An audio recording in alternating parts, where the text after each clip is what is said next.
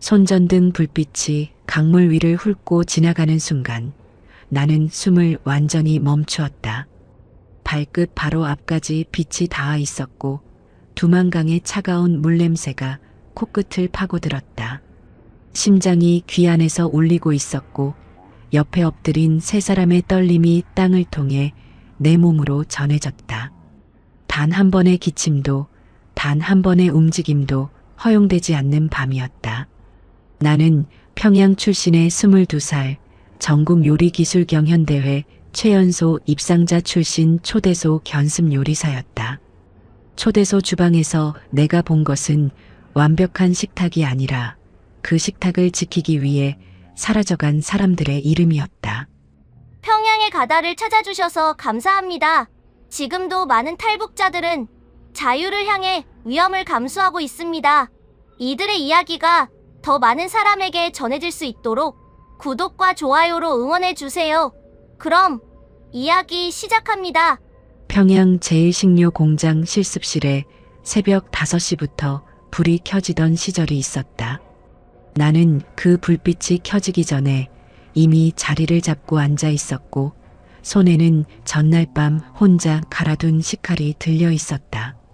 칼날에 손가락을 대보면 서늘한 감촉과 함께 미세한 저항이 느껴졌는데 그 느낌이 충분히 날카롭지 않다고 판단되면 나는 숫돌을 다시 꺼내 들었다.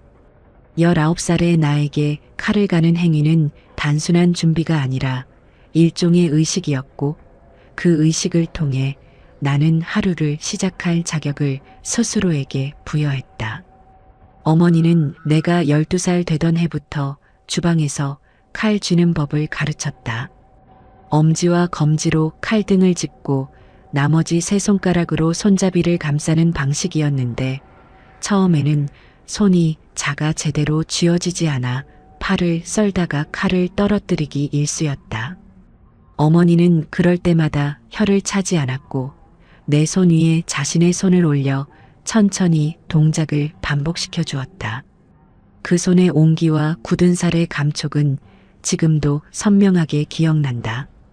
평양 보통구역의 우리 집 주방은 좁고 낡았지만 어머니가 요리를 하는 동안에는 언제나 참기름 냄새와 달짝지근한 된장 냄새가 방 전체를 채웠고 나는 그 냄새 속에서 요리라는 것이 단순한 기술이 아니라 사람을 살리는 일이라는 것을 어렴풋이 배웠다. 전국 요리기술 경연대회 출전 자격을 처음 통보받은 것은 내가 19살이 되던 해 2월이었다. 담임 선생이 나를 복도로 불러내더니 낮은 목소리로 도단위 예선을 거쳐 평양 본선에 출전할 자격이 주어졌다고 전했다. 그 말을 들은 순간 나는 아무런 감정도 느끼지 못했다. 기쁨이나 흥분보다는 먼저 손이 떨렸고 심장 박동이 귀 안쪽에서 울리는 것이 느껴졌다. 자격이 주어졌다는 말은 선발되었다는 뜻이기도 했지만 동시에 실패해서는 안 된다는 뜻이기도 하다는 것을 나는 이미 알고 있었다. 대회 준비는 혹독했다. 실습실에서 하루 12시간을 보내며 손가락 마디가 갈라지고 손목에는 반복 동작으로 인한 통증이 쌓였다. 칼질 속도를 올리다 검지 끝을 베어 피가 났을 때도 지도 교원은 잠깐 소독하고 다시 하라고만 했다. 나는 소독 후 거즈를 칭칭 감고 다시 칼을 잡았다. 아픔보다 멈추었을 때 느끼는 불안이 더 컸기 때문이었다. 실습실 창문 너머로 평양 거리의 아침 풍경이 보였는데 자전거를 타고 출근하는 사람들의 모습과 멀리 보이는 주체탑 첨탑이 이른 봄 안개 속에 흐릿하게 잠겨 있었다. 나는 그 풍경을 바라보면서 저 탑만큼 흔들리지 않겠다고 스스로에게 다짐했다. 본선 대회는 4월의 끝 무렵 평양 봉사총국 시범실습장에서 열렸다. 경연장 안은 소독약 냄새와 기름 냄새가 뒤섞여 있었고 형광등 불빛이 조리대 위 스테인리스 표면에 반사되어 눈이 시릴 정도였다. 나는 배정된 자리에 서서 주어진 재료들을 확인했다. 닭고기와 무, 파, 된장, 들기름, 그리고 작은 봉지에 담긴 잣이 조리대 위에 정렬되어 있었다. 제한 시간은 40분이었고 나는 시작 신호가 떨어지기 전 30초 동안 눈을 감고 어머니의 손을 떠올렸다. 그 손의 온기를 기억의 손바닥에 불러낸 다음 나는 눈을 뜨고 칼을 집었다. 결과는 최연소 입상이었다. 심사위원장이 내 이름을 호명하는 순간 경연장 안이 조용해졌다가 박수 소리가 터져 나왔는데 그 소리가 귀에 닿는 순간 나는 가장 먼저 어머니 생각이 났다. 이 결과를 집에 가서 전하면 어머니가 어떤 표정을 지을지 머릿속에 그려보았고 그 상상만으로 눈 뒤쪽에 뜨거워졌다. 그러나 그날 저녁 집에 돌아가 어머니에게 결과를 알렸을 때 어머니의 첫 마디는 축하가 아니었다. 어머니는 잠시 침묵하더니 나를 꼭 안아주었고 그 품 안에서 나는 어머니의 가슴이 크게 오르내리는 것을 느꼈다. 기쁨인지 두려움인지 알 수 없는 떨림이었다. 그 떨림의 의미를 내가 완전히 이해하게 된 것은 훨씬 나중의 일이었다. 입상 이후 나의 일상은 달라졌다. 학교에서는 내 이름 앞에 수식어가 붙었고 구역인민반 회의에서도 나는 종종 모범 사례로 언급되었다. 식료공장 실습실에는 내 이름이 적힌 우수자 명단이 게시판에 붙었고 지도 교원은 나를 볼 때마다 다음 대회도 준비해야 한다고 말했다. 그 말들은 격려처럼 들렸지만 동시에 나를 어떤 틀 안에 가두는 말처럼도 느껴졌다. 나는 그 틀이 정확히 무엇인지 아직 알지 못했지만 몸 어딘가에서 희미한 불편함이 자라고 있다는 것은 감지하고 있었다. 그의 여름이 지나가기 전에 나는 두 번째 통보를 받았다. 이번에는 학교 담임이 아니라 구역당 위원회 소속 간부가 직접 우리 집을 방문했다. 그 간부는 단정한 인민복 차림으로 우리 집 낡은 소파에 앉아 나에게 평양 초대소 요리 견습 과정에 배치될 예정이라고 말했다. 어머니는 그 말을 듣는 내내 고개를 끄덕였지만 간부가 돌아간 후 주방으로 들어가 한참 동안 나오지 않았다. 나는 방문 너머로 어머니가 물을 틀어놓는 소리를 들었고 그 물소리 뒤에 무언가 억누르는 소리가 섞여 있다는 것을 느꼈다. 그날 밤 나는 오랫동안 잠들지 못했고 천장을 바라보며 초대소라는 단어를 마음속으로 수십 번 되뇌었다. 초대소 정문 앞에 처음 섰을 때 나는 그곳이 단순한 요리 실습지가 아니라는 것을 직감했다. 높은 회색 담장이 시야를 가로막고 있었고 담장 위에는 철조망 대신 매끄럽게 다듬어진 화강암 장식이 올려져 있었는데 그 정교함이 오히려 더 차갑게 느껴졌다. 정문 양쪽에는 인민군 병사 2명이 무표정하게 서 있었고 내가 가져온 배치 서류를 건네자 한 명이 서류를 훑어보고 아무 말 없이 문을 열어주었다. 문이 열리는 순간 안쪽에서 낮고 단단한 기계음이 들려왔고 그 소리가 나의 등줄기를 따라 내려갔다. 안내를 맡은 여성 지도원은 40대 초반으로 보였고 걸음걸이가 빠르고 조용했다.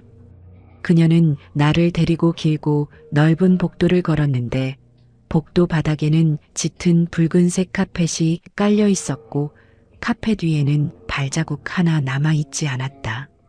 내가 걸을 때마다 내 신발 밑창이 카펫에 닿는 미세한 감촉이 느껴졌고 그 부드러움이 오히려 이질적으로 다가왔다. 평양 보통구역의 낡은 시멘트 바닥에 익숙한 발이었기 때문이었다. 복도 양쪽에는 액자가 일정한 간격으로 걸려 있었고 액자마다 수령의 사진이 담겨 있었다. 나는 그 사진들 앞을 지날 때마다 자연스럽게 시선을 낮추었다. 주방은 건물 서쪽 별채에 있었다. 지도원이 별채 입구의 철문을 카드 한 장으로 열었을 때 안쪽에서 육수 냄새와 기름 냄새가 한꺼번에 쏟아져 나왔다. 그 냄새는 익숙한 듯 낯설었는데 집에서 맡던 된장과 들기름 냄새보다 훨씬 진하고 무거웠고 동시에 어딘가 인공적인 느낌이 섞여 있었다. 주방 내부는 내가 지금까지 본 어떤 조리 공간보다 넓고 밝았다. 스테인리스 조리대가 여러 줄로 배치되어 있었고 냉장 설비와 가스 화구의 규모가 제1식료 공장 실습실과는 비교가 되지 않았다. 10명 남짓의 요리사들이 각자의 자리에서 묵묵히 손을 움직이고 있었고 내가 들어서자 몇 명이 힐끗 시선을 주었다가 곧 다시 자신의 작업으로 돌아갔다. 지도원은 나를 주방 책임 요리사에게 인계했다. 책임 요리사는 30대 후반의 여성으로 이름이 리순옥이었는데 체격이 단단하고 눈매가 날카로웠다. 그녀는 나를 위아래로 훑어보더니 짧게 고개를 끄덕였다. 그것이 허락의 표시인지 단순한 확인의 표시인지 알 수 없었지만 나는 그 눈빛에서 이 공간이 요청이나 설명을 허용하지 않는 곳임을 느꼈다. 리순옥은 내 자리가 될 조리대 한 칸을 손으로 가리키고 나서 여기서는 모든 것이 지시대로만 이루어진다고 말하고는 돌아서 버렸다. 나는 배정된 자리 앞에 서서 조리대 위에 가지런히 놓인 칼과 도마를 바라보았다. 집에서 가져온 칼보다 훨씬 고급스러운 날이었지만 그 칼을 처음 손에 쥐었을 때 손바닥 안에서 느껴지는 낯설미 적지 않았다. 첫 주는 주로 기초 작업이었다. 재료 손질과 육수 보조, 그리고 완성된 요리를 지정된 용기에 담는 마무리 작업을 반복했다. 일 자체는 크게 어렵지 않았지만 주방 안의 분위기가 나를 지속적으로 긴장시켰다. 요리사들은 서로 최소한의 말만 주고받았고 작업 중에는 눈을 마주치는 일도 거의 없었다. 누군가 실수를 하면 즉각적인 질책이 뒤따랐는데 그 질책은 고함이나 욕설이 아니라 낮고 정확한 목소리로 이루어졌기 때문에 오히려 더 서늘하게 느껴졌다. 나는 첫 주 내내 등이 굳어 있었고 퇴근하고 기숙사 방에 돌아와 누우면 어깨와 목 사이가 돌처럼 뭉쳐 있었다. 기숙사는 초대소 경내 남쪽 건물에 있었다. 방은 2명이 사용하는 구조였고 룸메이트는 나보다 2살 위인 박은별이라는 여성이었다. 은별은 함경북도 청진 출신으로 나보다 3달 먼저 견습을 시작했는데 첫날 밤 내가 짐을 풀고 있을 때 낮은 목소리로 여기서는 모르는 게 낫다고 말했다. 나는 그 말의 의미를 바로 묻지 않았고 은별도 더 설명하지 않았다. 창문 너머로 초대소 경내의 조명이 보였는데 가로등 불빛이 늦가을 낙엽 위에 내려앉아 주황빛 웅덩이를 만들고 있었다. 나는 그 빛을 바라보면서 어머니가 간부가 돌아간 뒤 주방에서 혼자 물을 틀어놓던 그날 밤을 떠올렸고 그 물소리 뒤에 섞여있던 억누르는 소리의 의미가 조금씩 윤곽을 갖추기 시작하는 것을 느꼈다. 2주가 지날 무렵 나는 초대소의 리듬을 서서히 몸으로 익혀가고 있었다. 새벽 5시 기상, 6시 주방 입장, 오전 준비 작업, 낮 배식, 오후 정리, 저녁 예비 작업, 밤 9시 퇴실. 이 순서는 예외 없이 반복되었고 그 반복 속에서 나는 주방 안의 작은 규칙들을 하나씩 파악해 나갔다.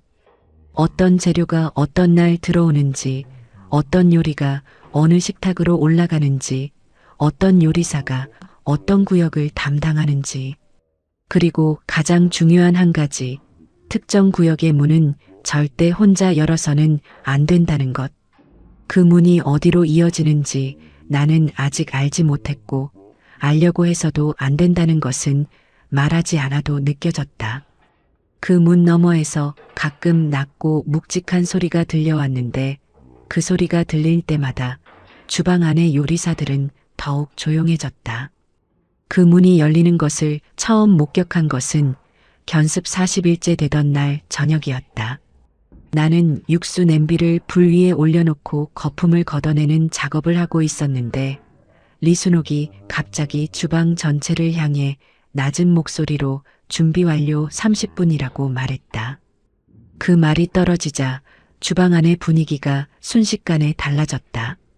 요리사들의 움직임이 빨라졌고 말소리는 완전히 사라졌으며 표정은 일제히 굳어졌다. 나는 그 변화를 감지하면서 손을 멈추지 않았지만 등 뒤에 신경이 곤두서는 것을 느꼈다. 30분 후 서쪽 복도 끝에 그 문이 열렸다.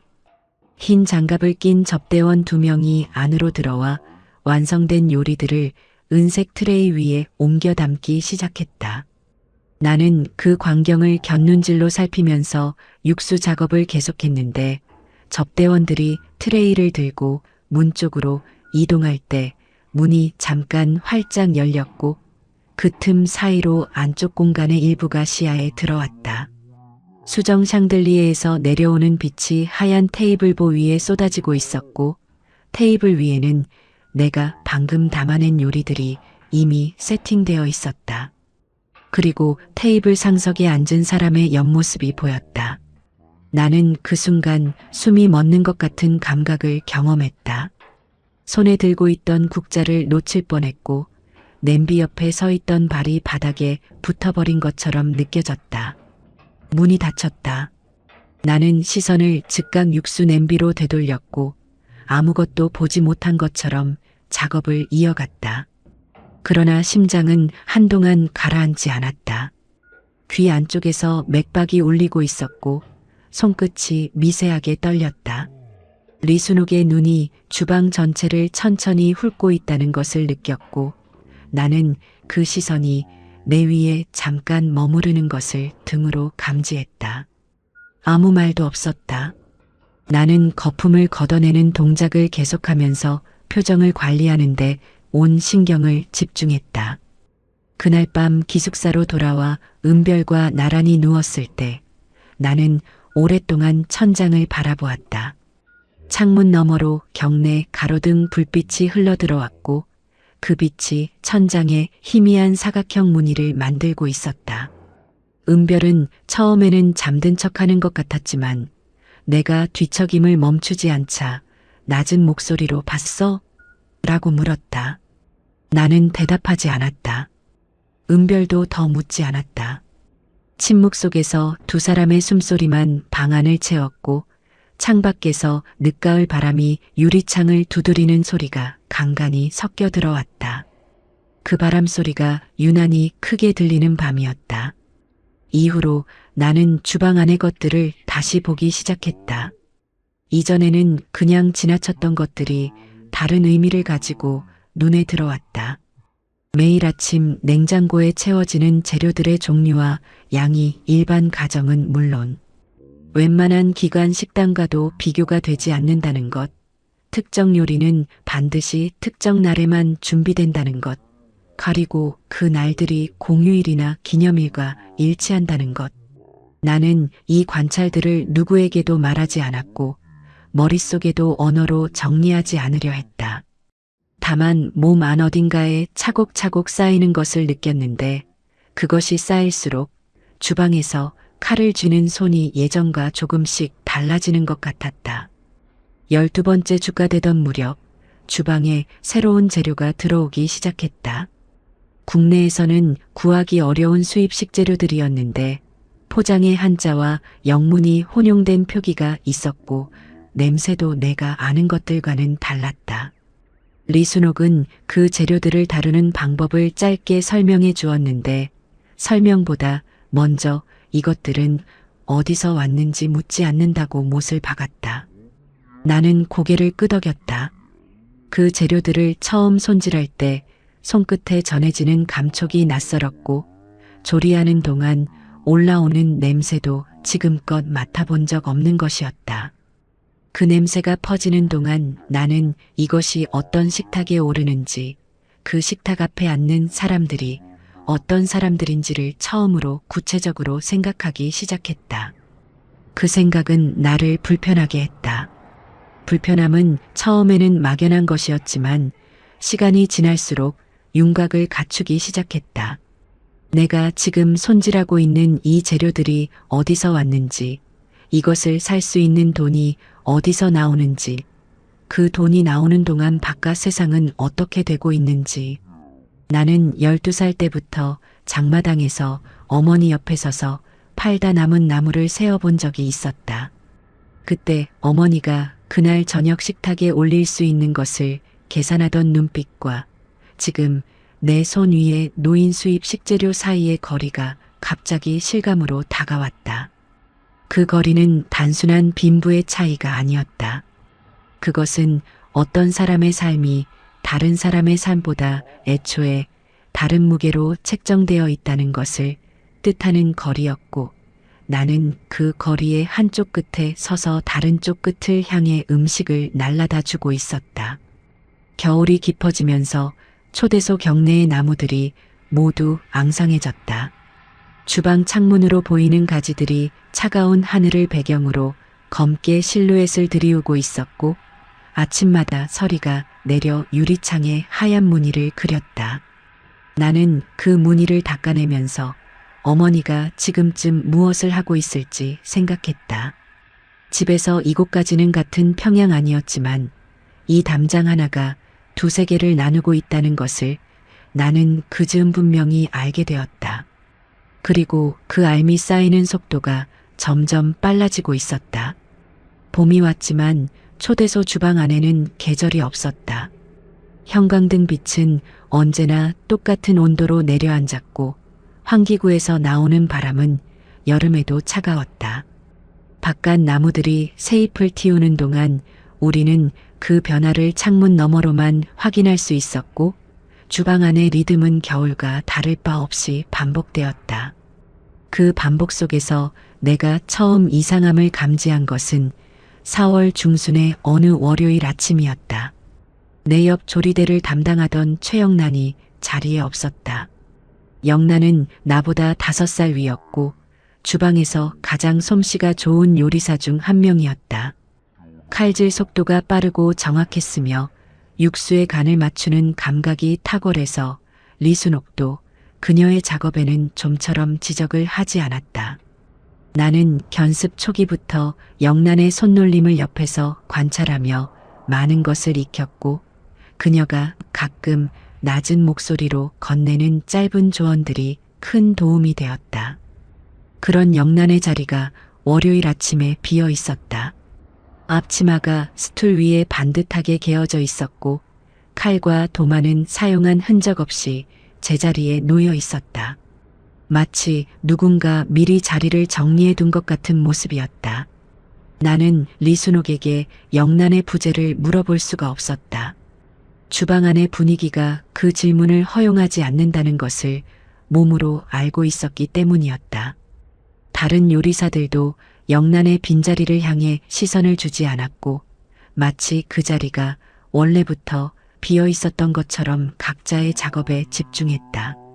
나만 혼자 그 빈자리를 의식하면서 칼을 움직이고 있었다. 오전 내내 영란의 앞치마가 스툴 위에 놓인 채로 있었는데 그 단정하게 개어진 앞치마가 자꾸 시야 끝에 걸렸다. 점심 준비가 끝나고 잠깐 휴식 시간이 주어졌을 때 나는 세면대 앞에서 손을 씻으면서 거울 속 내 얼굴을 바라보았다. 표정을 관리하는 것이 점점 습관이 되어가고 있었다. 그날 저녁 기숙사에서 은별에게 영란이 어디 갔는지 물었다. 은별은 잠시 침묵하더니 그냥 없어졌다고만 했다.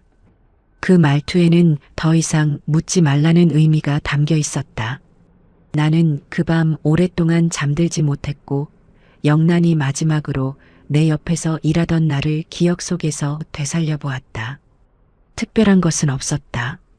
그녀는 평소와 다름없이 칼을 쥐었고 육수를 저었고 완성된 요리를 트레이에 담았다. 다만 퇴실 직전에 내가 우연히 그녀의 옆을 지나쳤을 때 그녀의 눈이 평소보다 조금 더 먼 곳을 보고 있다는 느낌을 받은 것이 전부였다. 그때는 피곤한 것이라 생각했다.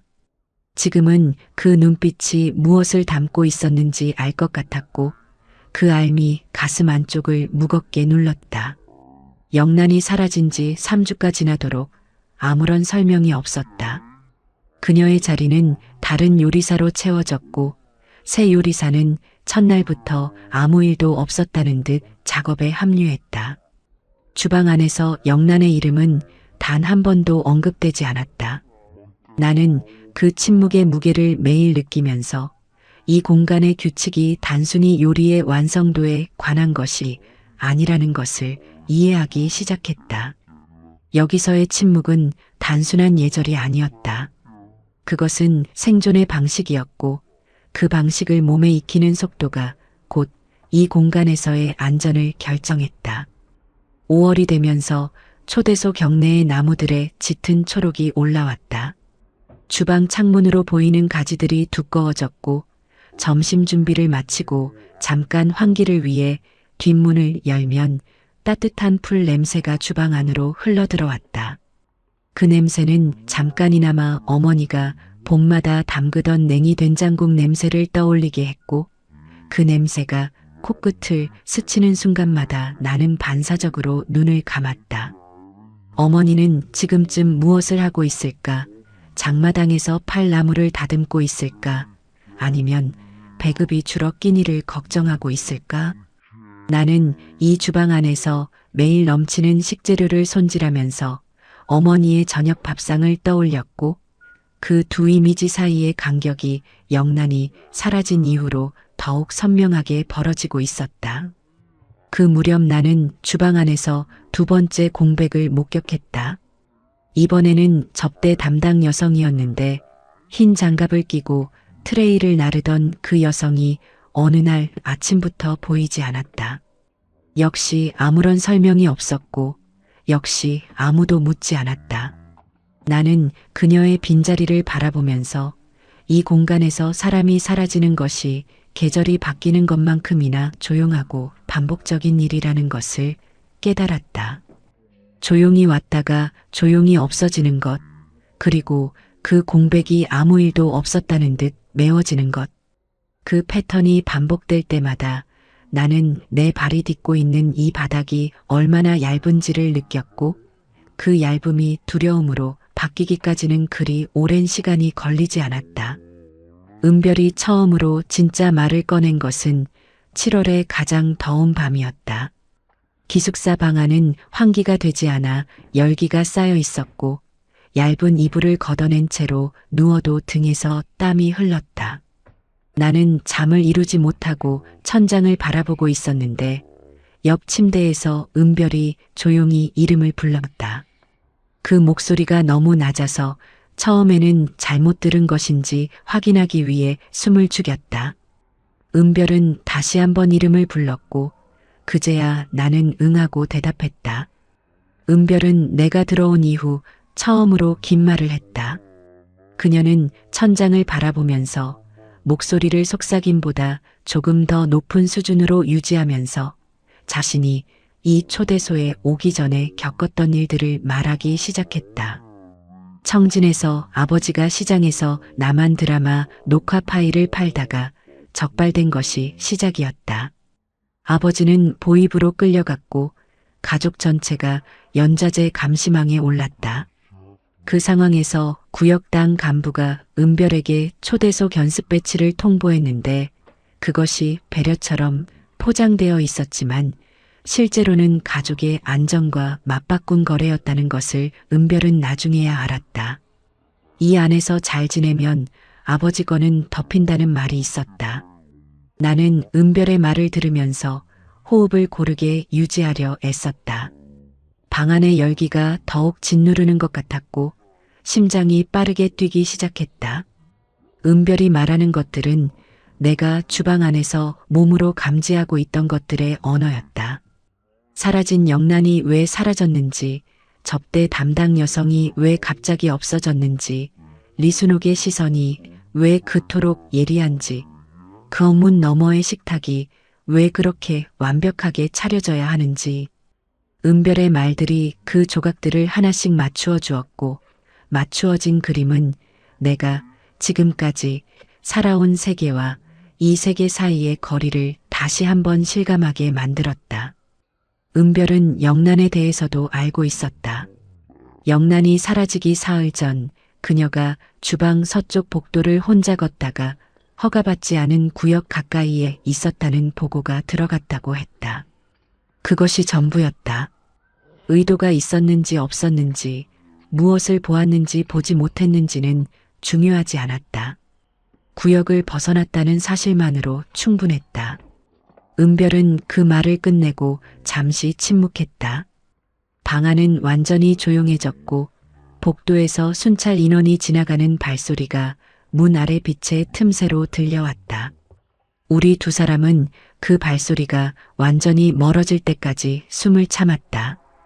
발소리가 사라지고 나서 한참이 지난 뒤에야 나는 은별에게 왜 나한테 이 말을 하는 거냐고 물었다. 은별은 바로 대답하지 않았다. 창밖에서 여름 밤벌레 소리가 들려왔고 기숙사 복도의 형광등이 미세하게 깜빡이는 빛이 문 아래로 스며들었다. 은별은 조용히 자신이 내년 봄에 이 초대소를 나갈 것이라고 말했다. 나가는 방향이 집이 아니라는 것도 덧붙였다. 나는 그 말의 의미를 즉각 이해했고 이해하는 순간 손바닥에 땀이 차는 것을 느꼈다. 그 말은 우리 두 사람 모두에게 돌아올 수 없는 선을 하나 그어놓는 말이었다.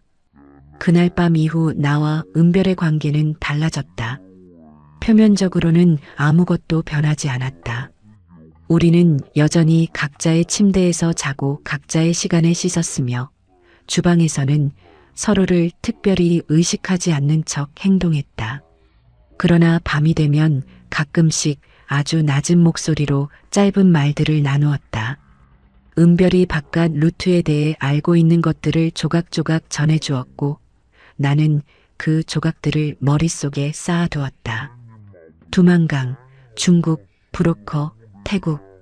그 단어들은 내가 살아온 세계에서는 입에 올려서는 안 되는 것들이었지만 은별의 입을 통해 들을 때는 낯설기보다 이상하게 구체적으로 느껴졌다. 나는 그 시기에 요리를 하면서 처음으로 손이 무감각해지는 경험을 했다. 칼을 쥐고 재료를 손질하는 동안 손끝의 감각이 어딘가 멀어지는 것 같았고 완성된 요리를 트레이에 담을 때 그 음식이 어디로 가는지를 생각하면 위장이 조여되는 느낌이 들었다. 나는 여전히 정확하게 요리했고 리순옥에게 지적을 받은 적도 없었다. 그러나 이전과 달라진 것이 있었다. 이전에는 완성된 요리를 바라볼 때 만족감이 있었는데 그 만족감의 자리에 지금은 다른 감각이 들어와 있었다. 그것이 무엇인지 정확한 이름을 붙이기까지는 조금 더 시간이 필요했다. 여름이 끝나가는 8월 말 나는 어머니에게 연락을 허가받아 짧은 전화를 했다. 초대소 내 지정 전화기를 통해 이루어지는 통화였고 옆에는 담당 지도원이 서 있었다. 어머니의 목소리는 예상보다 작고 조심스러웠다. 잘 지내냐는 말, 밥은 먹고 있냐는 말, 건강 챙기라는 말. 그 말들 사이사이에서 나는 어머니가 하고 싶은 말과 할 수 없는 말 사이에서 고르고 있다는 것을 느꼈다. 전화가 끊기고 나서 수화기를 내려놓는 손이 무거웠다. 지도원이 자리를 떠나고 나서 나는 잠시 그 자리에 서 있었고 복도의 빨간 카펫이 발밑에서 조용히 나를 지탱하고 있었다. 결심이라는 것이 어느 순간 갑자기 생기는 것이 아니라는 것을 나는 그 가을에 배웠다. 그것은 오랜 시간 동안 조금씩 쌓여서 어느 날 아침 눈을 떴을 때 이미 굳어 있는 것이었다. 9월의 어느 아침 나는 여느 때와 같이 새벽 5시에 눈을 떴는데 그날따라 이불 안이 유난히 차가웠다. 창밖으로 이른 안개가 경내를 덮고 있었고 나무들의 잎이 노랗게 물들어 있었다. 나는 그 풍경을 바라보면서 내가 이 담장 안에서 두 번째 가을을 맞이하고 있다는 것을 실감했다. 그 아침 주방에 들어섰을 때 나는 리순옥이 평소와 다른 자리에 서 있는 것을 보았다. 그녀는 주방 입구 쪽에 서서 들어오는 요리사들을 한 명씩 확인하고 있었다. 나는 그 시선을 자연스럽게 받으면서 자리로 향했는데 작업을 시작하고 얼마 지나지 않아 리순옥이 내 옆에 서는 것을 느꼈다. 그녀는 낮은 목소리로 내가 담당하는 된장국 레시피를 다음 주부터 조정할 것이라고 말했다. 수령께서 특정 재료의 향을 선호하신다는 상부 전달이 있었다는 설명이 뒤따랐다. 나는 고개를 끄덕이면서 손을 멈추지 않았다.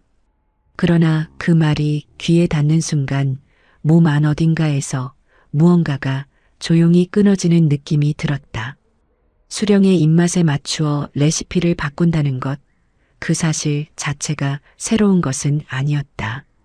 초대소에서 모든 음식이 그렇게 만들어진다는 것을 나는 이미 알고 있었다.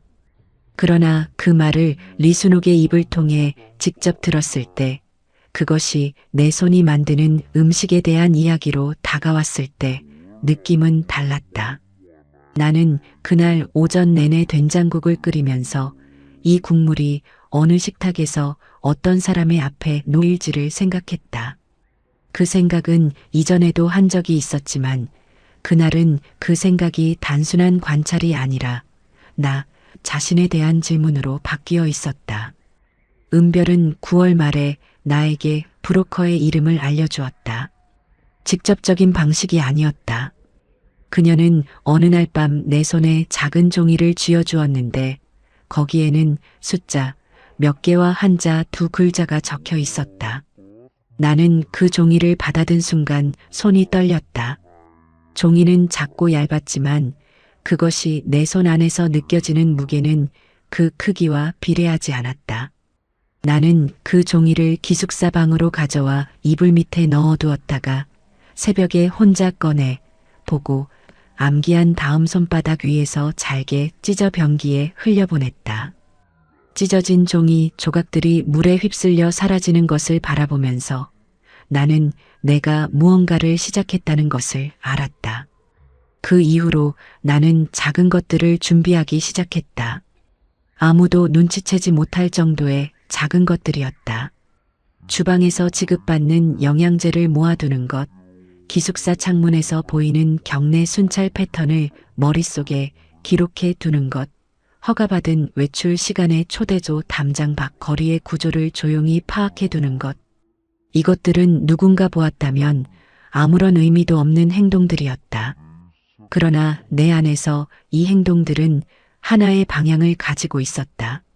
나는 그 방향이 어디로 이어지는지 알고 있었고 그것이 두려우면서도 처음으로 내 삶이 내 손에 쥐어지는 것 같은 감각을 주었다. 5월에 어머니와 했던 짧은 전화 통화가 자꾸 생각났다. 어머니의 목소리가 작고 조심스러웠던 것, 하고 싶은 말과 할 수 없는 말 사이에서 고르고 있었던 것. 나는 어머니가 나에게 전하고 싶었던 말이 무엇인지 짐작할 수 있었고 그 짐작이 맞다면 어머니도 내가 지금 준비하고 있는 것의 방향을 두려워하면서 동시에 바라고 있을지 모른다는 생각이 들었다. 그 생각은 나를 더욱 외롭게 했지만 동시에 단단하게 만들었다. 사람이 무언가를 정말로 결심할 때는 논리가 아니라 외로움과 단단함이 동시에 차오를 때라는 것을 나는 그 가을에 처음으로 알았다. 10월이 되면서 은별의 태도에 변화가 생겼다. 말이 줄었고 밤에 나누던 짧은 대화도 뜸해졌다. 나는 그 변화가 두려워서인지 아니면 이미 준비가 구체화되어서인지 확인하고 싶었지만 묻지 않았다. 어느 밤 기숙사 복도에서 순찰 인원의 발소리가 평소보다 오래 우리 방 앞에서 멈추었다. 나는 이불을 당기고 눈을 감은 채로 그 발소리가 멀어지기를 기다렸다. 발소리는 2분쯤 지나 사라졌다. 그 2분이 그의 가을 내가 경험한 가장 긴 2분이었다. 발소리가 완전히 사라지고 나서 나는 조용히 눈을 떴고 어둠 속 천장을 바라보면서 두만강이라는 단어를 처음으로 두려움 없이 마음속에서 발음했다. 브로커를 처음 만난 것은 12월의 허가 외출일이었다. 초대소에서는 한 달에 2번 지정된 구역 안에서 4시간의 외출이 허가되었고 외출 중에는 반드시 2명 이상이 함께 움직여야 했다. 나는 그날 은별과 함께 외출 신청을 했고 우리는 초대소 근처 구경상점가를 걷는 척하면서 은별이 미리 알려준 장마당 방향으로 천천히 이동했다. 겨울거리는 차갑고 건조했으며 숨을 쉴 때마다 입김이 하얗게 피어올랐다. 코끝이 금세 얼얼해졌고 신발 밑창을 통해 얼어붙은 보도블록의 냉기가 발바닥으로 전해졌다. 장마당 입구는 사람들로 붐볐다. 겨울 방한복을 껴입은 사람들이 좁은 통로를 가득 메우고 있었고 여러 종류의 냄새가 뒤섞여 있었다. 기름에 지진 무언가의 냄새, 김치 냄새, 땀과 옷감이 섞인 냄새. 나는 그 냄새 속으로 들어가면서 의식적으로 어깨에서 힘을 뺐다. 눈에 띄지 않는 것이 가장 중요했다. 은별은 내 옆에서 물건을 구경하는 척 천천히 걸으면서 낮은 목소리로 방향을 알려주었다. 우리는 플라스틱 생활용품을 파는 좌판 앞을 지나 건어물 좌판 뒤편의 좁은 통로로 들어갔다. 남자는 50대로 보였고 낡은 인민복 위에 두꺼운 솜조끼를 껴입고 있었다. 건어물 좌판 옆에 쪼그리고 앉아 담배를 피우면서 무언가를 수선하는 척하고 있었는데 우리가 가까이 다가가자 눈을 들지 않은 채로 좌판 아래쪽을 턱으로 가리켰다. 나는 그 동작을 따라 시선을 내렸고 좌판 테이블 아래쪽 끝에 작은 봉투 하나가 끼워져 있는 것을 보았다. 은별이 물건을 집어드는 척하면서 그 봉투를 슬쩍 집었고 나는 그 순간 아무것도 못 본 척 정면을 바라보면서 심장이 빠르게 뛰는 것을 느꼈다. 우리는 그 자리에서 30초도 머물지 않았다. 왔던 길로 되돌아 나와 구경상점가로 다시 올라갔고 마치 그냥 시장 구경을 한 것처럼 천천히 걸었다. 은별의 표정은 평온했지만 나는 그녀의 걸음 속도가 평소보다 미세하게 빠르다는 것을 느꼈다. 나도 마찬가지였다. 발걸음을 의도적으로 늦추면서 주변을 살폈는데 우리를 따라오는 사람은 보이지 않았다. 그러나 보이부 요원이 사복을 입고 장마당을 순찰한다는 것은 누구나 아는 사실이었고 나는 스쳐 지나가는 모든 사람의 시선이 신경 쓰였다. 기숙사로 돌아와 문을 닫고 나서 은별이 봉투를 열었다. 안에는 작은 종이 한 장이 들어 있었고 그 위에 날짜와 장소 그리고 준비해야 할 것들이 적혀 있었다. 날짜는 2달 뒤였다. 장소는 양강도 해산이었다. 준비 목록에는 현금과 신분증 사본 그리고 여분의 속옷과 발목 보호대가 포함되어 있었다.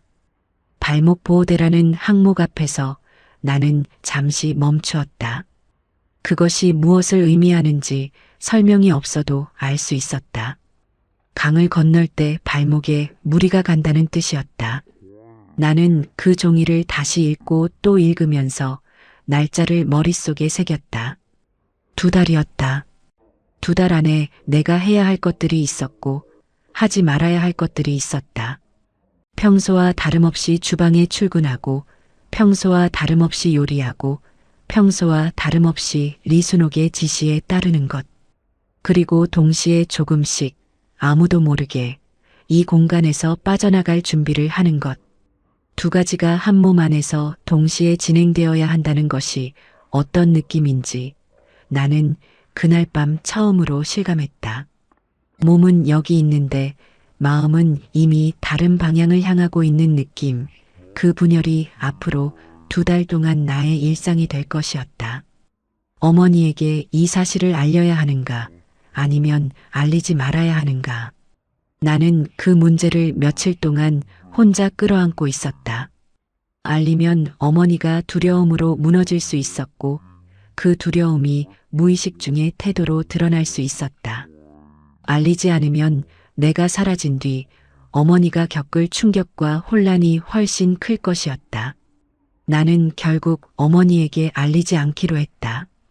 그 결정을 내리는 순간 가슴 안쪽 어딘가가 조용히 무너지는 것을 느꼈고 그 느낌은 이후로도 오래 사라지지 않았다. 죄책감이라는 것이 결심보다 먼저 온다는 것을 나는 그때 알았다. 12월의 마지막 주, 주방에서 새해 준비 요리 작업이 시작되었다. 평소보다 재료의 양이 많았고 작업 시간도 늘어났다. 나는 늘어난 작업 속에서 손을 바쁘게 움직이면서 머릿속으로는 2달 뒤의 날짜를 계속 세웠다. 주방 창문 너머로 눈이 내리고 있었고 초대소 경내에 가로등 불빛이 내리는 눈을 받아 흰 원을 만들고 있었다. 그 풍경이 아름답다고 느끼는 부분과 두렵다고 느끼는 부분이 동시에 내 안에 있었고 두 감각이 뒤섞인 채로 나는 칼을 쥐고 있었다. 그 2달은 내 생애에서 가장 길고 가장 조용한 시간이었다. 바깥에서 보면 나는 평소와 완전히 같았다. 새벽 5시에 일어났고 6시에 주방에 들어섰고 리순옥의 지시에 따라 요리했고 밤 9시에 퇴실했다. 말수가 줄거나 작업 속도가 달라지거나 표정이 흔들리지 않도록 매 순간을 관리했다. 그 관리가 자연스럽게 이루어질 수 있도록 나는 주방에서 일하는 동안 딴 생각을 하지 않으려 했다. 손이 하는 일에만 집중하고 눈앞의 재료에만 신경을 쓰는 것. 그것이 내가 그 2달 동안 스스로에게 부과한 유일한 규칙이었다. 그러나 밤은 달랐다. 기숙사 불을 끄고 이불 안에 들어가면 낮 동안 억눌러 두었던 것들이 일제히 깨어났다. 두만강의 너비를 머릿속으로 그려보았고 강을 건너는 순서를 반복해서 상상했다. 브로커가 알려준 루트는 해산 인근 두만강 상류였고 수심이 낮은 지점을 골라 건넌다고 했다. 겨울이라 수온이 낮을 것이었다. 강물에 발을 담그는 순간의 차가움을 상상하면 발끝부터 차가운 감각이 올라오는 것 같았고 나는 그 감각을 억누르면서 다음 단계로 생각을 이어갔다. 중국 쪽 강가에 닿으면 어떻게 하는지, 브로커의 연락을 어떻게 받는지, 이동 경로가 어떻게 되는지, 이 모든 것을 아는 것은 은별이었고 나는 은별이 알려주는 조각들을 매일 밤 이불 안에서 다시 정리했다. 1월 중순에 예상치 못한 일이 생겼다. 남동생 민준에게서 연락이 왔다. 초대소 지정 전화를 통한 짧은 통화였는데 민준은 17살이었고 목소리가 내가 초대소에 들어오기 전보다 낮아져 있었다. 민준은 어머니가 많이 아프다고 했다. 구체적인 병명을 말하지 않았고 나도 묻지 않았다. 통화는 3분이 채 되지 않아 끝났지만 수화기를 내려놓고 나서 나는 그 자리에 오래 서 있었다. 어머니가 아프다는 것, 민준이 혼자 그것을 감당하고 있다는 것. 그 사실이 내가 세워두었던 계획의 어딘가를 흔들었다.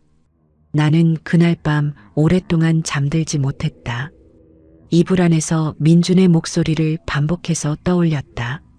17살의 남동생, 낮아진 목소리, 아프다는 단 2글자. 나는 그 2글자 뒤에 얼마나 많은 것들이 생략되어 있는지 상상했고 그 상상이 가슴을 조였다. 그러나 동시에 또 다른 생각이 올라왔다.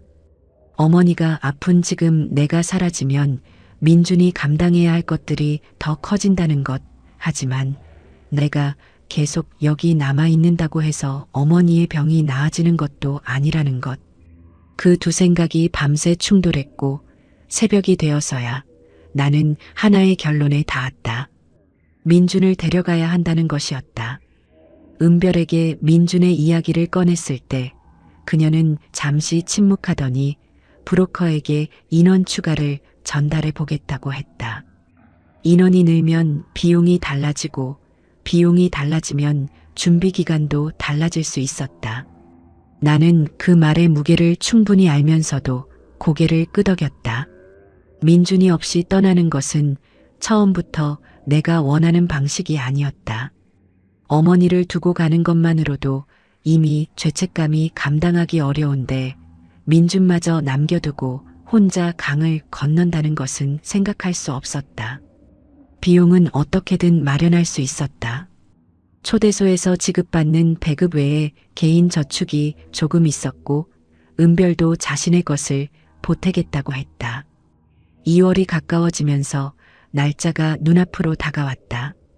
나는 준비된 것들을 다시 한번 점검했다.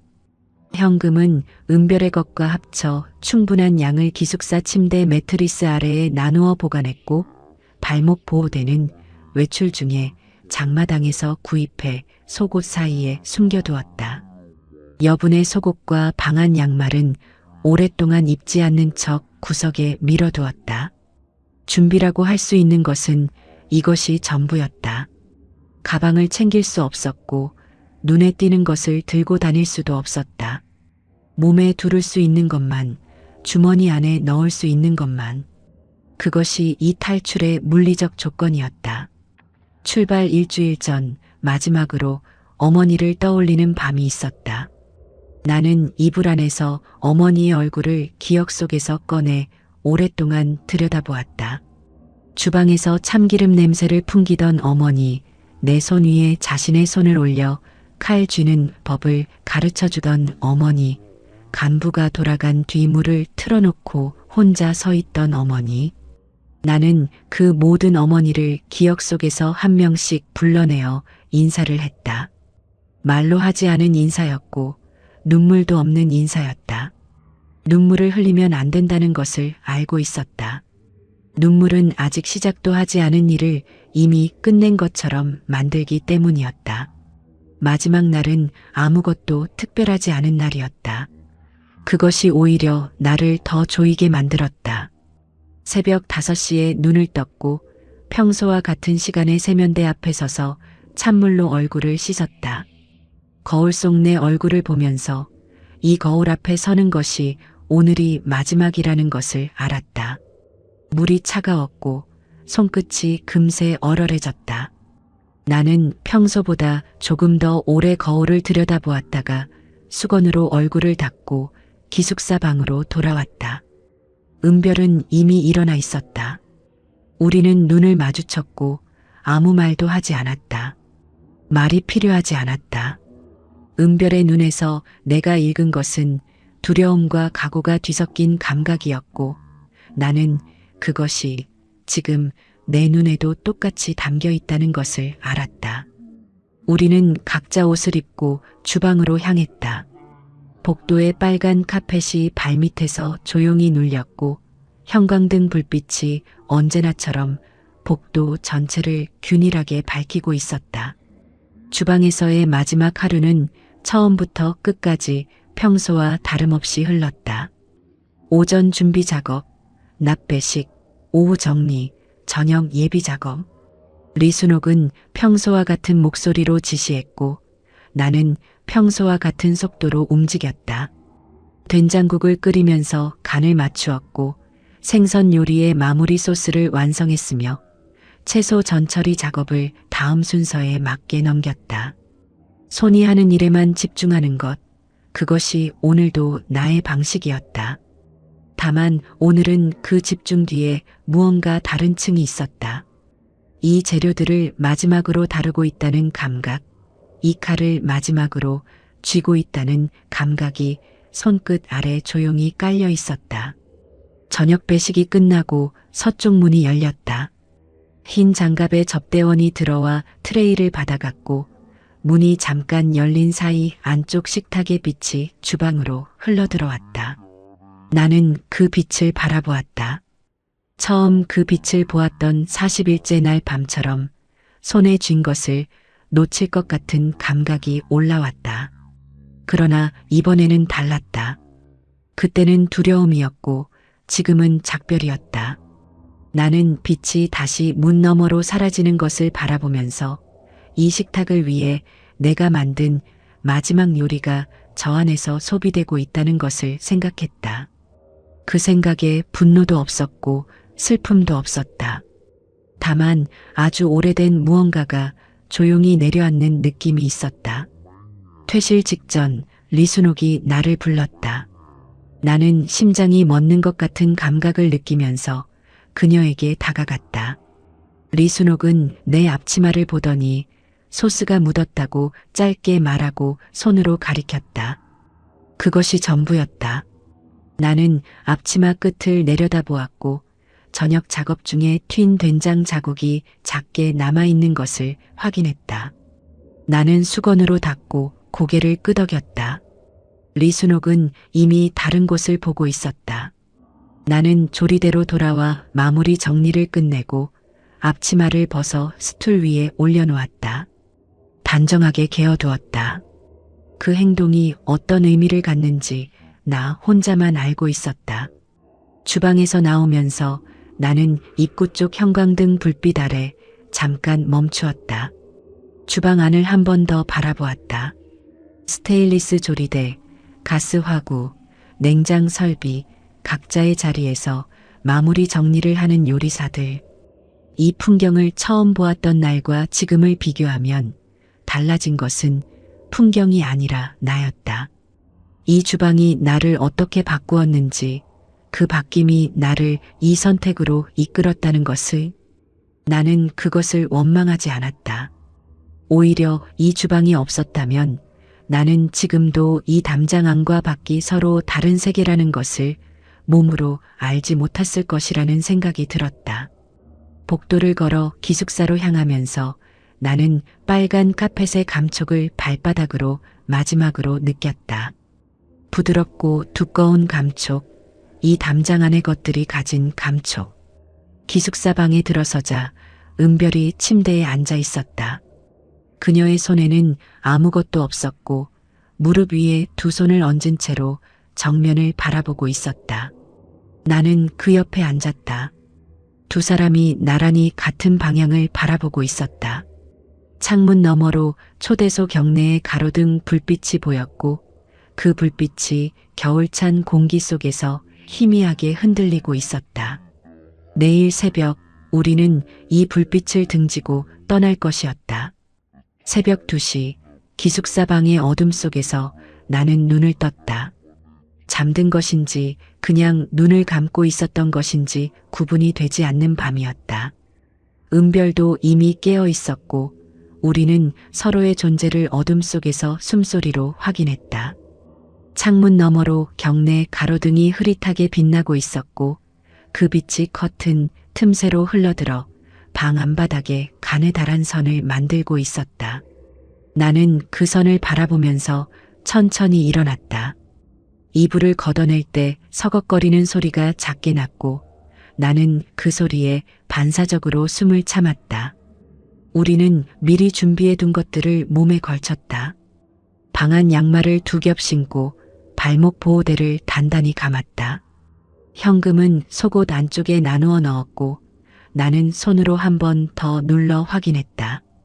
움직일 때 소리가 나지 않도록 겉옷을 천천히 입었다. 은별이 먼저 방문 쪽으로 다가가 귀를 붙였다. 복도에서 아무 소리도 들리지 않았다. 그녀가 손을 들어 확인 신호를 보내자 나는 조용히 방문 손잡이를 잡았다. 손바닥 안에서 차가운 금속의 감촉이 느껴졌고 그 차가움이 손목을 타고 팔 전체로 퍼지는 것 같았다. 복도는 비어 있었다. 비상등만 켜진 복도는 낮보다 훨씬 좁아 보였고 빨간 카펫이 어둠 속에서 검붉은 색으로 가라앉아 있었다. 우리는 벽에 바짝 붙어 걸었다.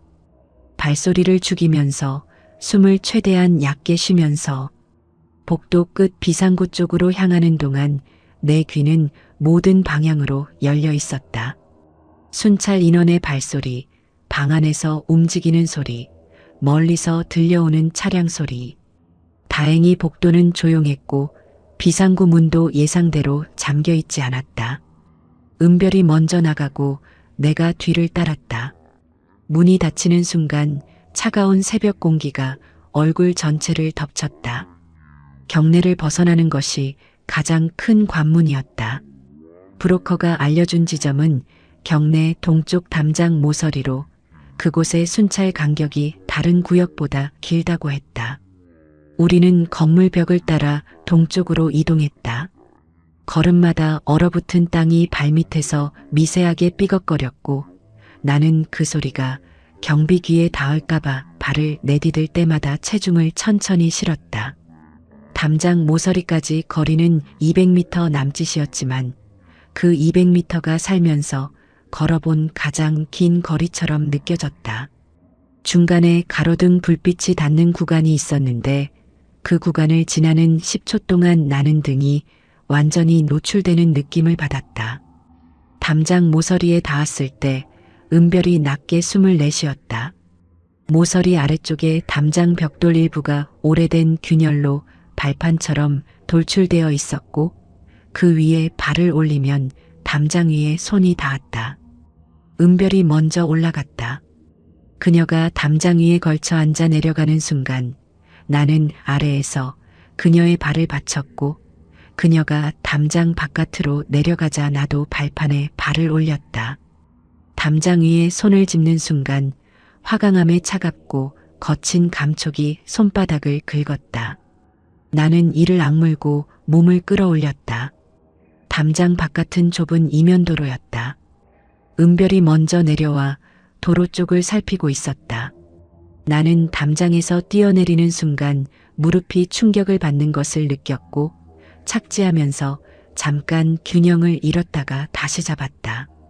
두 발이 초대소 바깥 땅 위에 닿은 순간의 감각은 지금도 정확히 기억한다. 딱딱하고 차가운 아스팔트. 그러나 그 딱딱함 안에 이상하게 단단한 무언가가 있었다. 나는 그 단단함을 발바닥으로 느끼면서 은별의 눈을 보았고 은별도 나를 보았다. 우리는 아무 말도 하지 않고 도로를 따라 걷기 시작했다. 평양 새벽 거리는 조용했다. 이따금 멀리서 트럭 소리가 들려왔고 가로등 불빛 아래로 서리가 내린 도로가 희미하게 빛났다. 우리는 미리 외워둔 경로를 따라 버스 정류장 방향으로 움직였다. 새벽 첫 버스가 출발하기 전에 정류장에 도착해야 했고 그 버스를 타고 평양 외곽으로 나간 다음 미리 약속된 장소에서 브로커의 연락을 받을 예정이었다. 계획은 단순했다. 그러나 단순한 계획이 실행될 때마다 수십 가지 변수가 생긴다는 것을 나는 이미 알고 있었고 그 변수들이 지금 이 새벽 거리 어딘가에 숨어 있다는 것도 알고 있었다. 나는 그것을 알면서도 걸었다. 정류장에 거의 다 왔을 무렵 멀리서 손전등 불빛이 보였다. 순찰 인원이었다. 불빛은 우리가 걸어온 방향 쪽에서 이쪽으로 향하고 있었고 거리는 100m 남짓이었다. 나는 은별의 팔을 잡아당겼고 우리는 즉시 건물 그림자 안으로 몸을 밀어 넣었다. 차가운 벽면이 등에 닿았고 나는 숨을 완전히 멈추었다. 손전등 불빛이 도로 위를 훑으면서 천천히 가까워지는 소리, 순찰 인원의 발소리가 얼어붙은 아스팔트 위에서 규칙적으로 박히는 소리. 그 소리들이 점점 커지다가 정점에 이르렀고 나는 그 순간 눈을 감았다. 순찰 인원은 우리 앞을 그냥 지나쳤다. 발소리가 가장 크게 들리던 순간이 지나고 소리가 다시 멀어지기 시작했을 때 나는 그제야 숨을 내쉬었다. 숨을 내쉬는 소리가 너무 크게 들려서 반사적으로 손으로 입을 막았다. 은별도 벽에 등을 붙인 채로 눈을 감고 있었다가 천천히 눈을 떴다. 발소리가 완전히 들리지 않게 된 뒤로도 우리는 30초 정도 그 자리에 서 있었다. 그 30초가 이전의 어떤 시간보다 농밀하게 느껴졌다. 버스는 새벽 5시 30분에 출발했다. 정류장에는 우리 외에도 몇 명이 있었는데 모두 무거운 짐을 든 채로 조용히 서 있었다. 새벽 버스를 타는 사람들은 서로에게 관심을 두지 않는다는 것을 나는 버스에 올라서면서 확인했다. 나는 창가 자리에 앉았고 은별은 통로 쪽에 앉았다. 버스가 출발하면서 평양 거리가 창문 너머로 흘러가기 시작했다. 새벽빛 속의 평양은 낮과는 완전히 다른 얼굴을 하고 있었다. 주차탑이 어둠 속에서 불빛을 내뿜고 있었고 넓은 도로 위에는 자동차가 거의 없었다. 나는 그 풍경을 바라보면서 이것이 마지막으로 보는 평양이라는 것을 알았다. 버스는 평양 외곽을 지나 북쪽으로 향했다. 도시를 벗어나면서 창밖 풍경이 달라지기 시작했다. 높은 건물들이 사라지고 낮은 주택들과 눈 덮인 들판이 나타났다. 도로 양쪽으로 앙상한 나무들이 줄지어 서 있었고 그 사이로 회색 하늘이 천천히 밝아오고 있었다. 나는 유리창에 이마를 살짝 기대었는데 차가운 유리의 감촉이 이마를 통해 전해졌다. 그 차가움이 이상하게 머리를 맑게 해주었다. 나는 그 차가움을 느끼면서 민준이 지금쯤 어디 있을지 생각했다. 민준과의 합류는 평양 외곽 경계 지점에서 이루어지기로 되어 있었다. 브로커가 민준에게 따로 연락을 취했고 민준은 전날 밤 집에서 나와 지정된 장소에서 대기하고 있을 것이었다. 나는 버스가 외곽 경계에 가까워지면서 창밖을 더 자주 살폈다. 약속된 정류장이 보일 즈음 나는 은별에게 낮게 신호를 보냈다. 버스가 정류장에 서자 우리는 자리에서 일어났다. 내리는 순간 바깥 공기가 버스 안의 온기와 극명하게 대비되었고 차가운 새벽 공기가 폐 안으로 한꺼번에 들어왔다. 민주는 정류장 옆 낡은 담장 그림자 안에 서 있었다. 17살의 남동생은 내가 초대소에 들어가기 전보다 키가 더 자라 있었고 얼굴이 더 홀쭉해져 있었다. 나는 민준에게 다가가면서 울지 않겠다고 스스로에게 말했다. 민준도 울지 않았다. 우리는 짧게 눈을 마주쳤고 그것으로 충분했다. 말이 필요하지 않았다. 은별이 민준에게 짧게 고개를 끄덕였고 민준도 같은 동작으로 답했다. 세 사람이 나란히 섰다. 브로커와의 다음 접선 장소까지는 걸어서 20분 거리였다. 접선 장소는 작은 이발소 앞이었다. 아직 문을 열지 않은 이발소 앞에 중년 남성 한 명이 서 있었는데 그가 우리를 보자 아무 말 없이 뒤를 돌아 골목 안으로 들어갔다. 우리는 그를 따라 골목으로 들어갔다. 골목은 좁고 구불구불했으며 바닥에 얼음이 얇게 깔려 있었다. 나는 미끄러지지 않으려고 발 디딤에 신경을 쓰면서 걸었는데 그 신경씀이 오히려 다른 생각들을 잠시 멀게 만들어 주었다. 골목 끝에 작은 창고 같은 건물이 있었고 그 안에 2명이 더 있었다.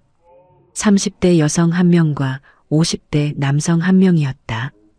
그 공간에서 브로커는 오늘의 이동 경로를 설명했다. 트럭을 타고 해산 인근까지 이동한 다음 그곳에서 하룻밤을 보내고 다음날 새벽 두만강을 건넌다는 것이었다. 트럭 짐칸에는 합판 더미가 실려 있었고 우리는 합판 사이 공간에 몸을 숨기는 방식으로 이동하게 되었다. 나는 그 설명을 들으면서 합판 사이의 공간이 얼마나 좁을지 가늠해 보았다. 몸을 웅크려야 할 것이고 오랫동안 같은 자세를 유지해야 할 것이었다. 그러나 그 불편함이 두렵지 않았다. 이미 2달 동안 더 힘든 것을 버텨왔다는 것을 알고 있었기 때문이었다. 트럭이 출발하면서 합판 사이의 공간은 완전한 어둠이 되었다. 합판 냄새와 기름 냄새가 섞인 탁한 공기가 코를 채웠다. 옆에서 민준의 숨소리가 들렸고 반대편에서 은별이 느리고 깊게 숨을 쉬는 소리가 들렸다. 트럭이 도로 위를 달리면서 바닥의 진동이 몸 전체로 전해졌다. 나는 그 진동 속에서 눈을 감았다. 두만강까지 아직 하루가 남아 있었고 그 하루가 순탄하게 지나가기를 바라는 것 외에 내가 할 수 있는 것은 없었다. 나는 합판에 등을 기대고 민준의 숨소리를 들으면서 이 어둠이 다음 빛으로 이어지기를 조용히 기다렸다. 두만강은 생각보다 넓었다. 브로커가 말한 지점은 상류 쪽 수심이 낮은 여울목이었는데 강가에 엎드려 강 너머를 바라보았을 때 맞은편 중국 쪽 강변이 어둠 속에서 희미하게 보이기는 했지만 그 거리가 결코 짧지 않았다. 새벽 2시의 강가는 혹독하게 추웠다. 영하 15도 아래로 내려간 기온이 피부에 직접 닿는 것처럼 느껴졌고 강에서 올라오는 습기가 찬 공기와 섞여 코와 입 주변을 얼게 만들었다. 나는 엎드린 채로 양손을 땅에 짚었는데 얼어붙은 흙의 감촉이 장갑 너머로도 차갑게 전해졌다. 우리 일행은 모두 5명이었다. 나와 은별, 민준, 그리고 창고에서 합류했던 30대 여성 정화와 50대 남성 태석이었다. 브로커는 강가에서 우리를 인계하고 사라졌다. 강 건너편에 연락을 받은 또 다른 브로커가 대기하고 있을 것이라고 했다. 이제부터는 우리 5명이 서로를 의지해 강을 건너야 했다. 태석이 앞장서기로 했다. 그는 예전에 한번 이 루트를 시도한 적이 있다고 했는데 그때는 중간에 돌아왔다고 했다. 그 경험이 지금 우리에게는 유일한 안내였다. 강을 건너기 직전 맞은편 강가 쪽에서 순찰 보트의 불빛이 나타났다. 불빛은 강 위를 천천히 훑으면서 이쪽 방향으로 향하고 있었다. 나는 즉각 얼굴을 강둑 아래로 낮추었다. 5명이 일제히 땅에 납작하게 엎드렸고 아무도 움직이지 않았다. 불빛이 우리가 있는 방향을 훑는 순간 나는 강둑 흙에 얼굴을 완전히 묻었다. 흙 냄새가 코 안으로 들어왔고 차가운 흙의 감촉이 뺨을 눌렀다. 심장 소리가 땅을 통해 메아리치는 것 같았다. 불빛이 우리 위를 지나가는데 걸린 시간은 아마 5초 정도였을 것이다. 그 5초가 5분처럼 늘어났다. 불빛이 지나가고 나서 태석이 고개를 들어 강 위를 살폈다. 보트는 상류 쪽으로 멀어지고 있었다. 그는 짧게 손짓했고 우리는 일어섰다. 강가에서 기다리는 시간이 길어질수록 위험이 커진다는 것을 모두 알고 있었다. 태석이 먼저 강물에 발을 들였다. 발이 물에 닿는 순간 그의 몸이 순간적으로 굳었다가 다시 움직였다.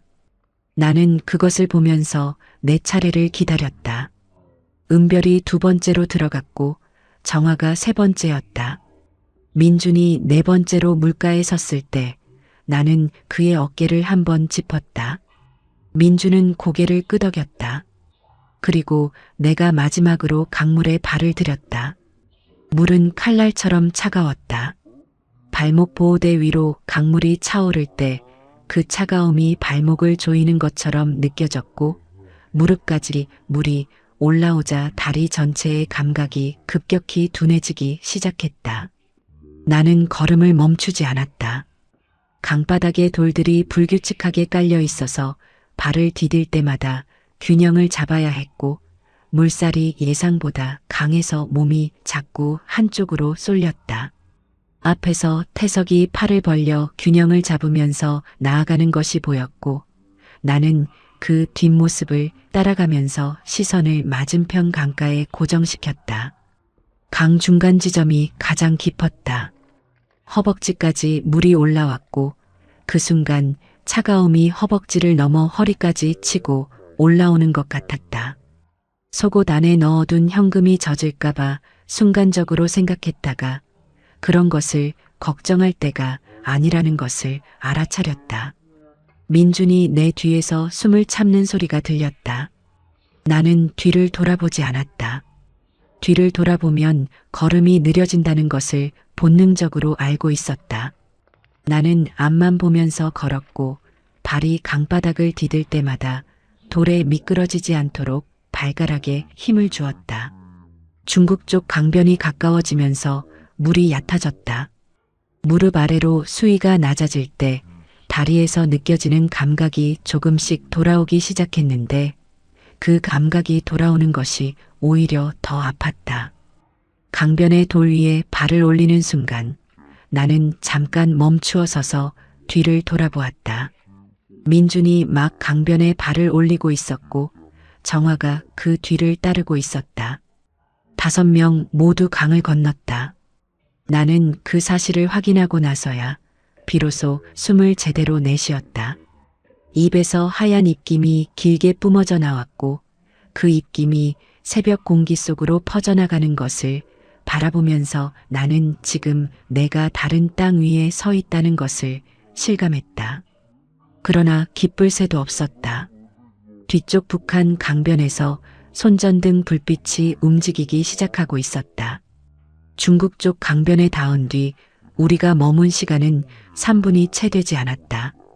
강 건너편에서 손전등 불빛이 움직이기 시작했다는 것을 확인한 순간 태석이 강변 덤불 쪽으로 몸을 낮추며 이동했고 우리는 그를 따랐다. 덤불을 헤치며 들어가는 동안 젖은 옷가지가 나뭇가지에 걸렸고 차가운 물기가 피부에 더 깊이 스며드는 것 같았다. 나는 이를 악물었다. 몸을 떨면 소리가 났고 소리가 나면 안 되었다. 덤불 안에서 숨을 참으며 강변 쪽을 살폈는데 손전등 불빛은 북한 쪽 강변을 훑고 있었고 우리가 건너온 지점에서 멈추는 것이 보였다. 우리의 발자국이 강변 흙 위에 남아 있었다. 나는 그것을 생각하는 순간 심장이 조여들었다. 그러나 태석은 덤불 안에서 이미 움직이고 있었고 우리에게 따라오라는 신호를 보냈다. 더 깊이 들어가는 것이 우선이었다. 발자국을 지울 시간도 방법도 없었다. 우리는 덤불을 벗어나 낮은 언덕을 올랐다. 젖은 옷이 체온을 빼앗는 속도가 빨라지고 있었고 다리 감각이 다시 둔해지기 시작했다. 민준이 내 옆에서 숨을 거칠게 쉬는 소리가 들렸다. 나는 그의 팔을 잡고 속도를 맞추었다. 언덕을 넘어 내려가자 작은 비포장 도로가 나왔다. 도로 옆에 트럭 한 대가 엔진을 끈 채로 세워져 있었고 운전석에서 남자가 내렸다. 중국 쪽 브로커였다. 그는 우리 5명을 훑어보고 나서 짧게 손짓했다. 트럭 짐칸 문이 열렸고 안에는 낡은 담요가 몇 장 쌓여 있었다.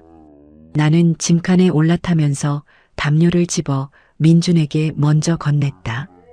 민준은 아무 말 없이 담요를 받아 어깨에 둘렀다.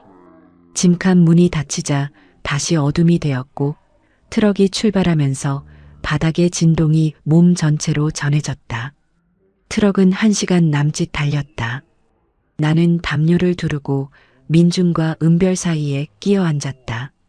체온이 서로 전달되면서 조금씩 떨림이 줄어들었다.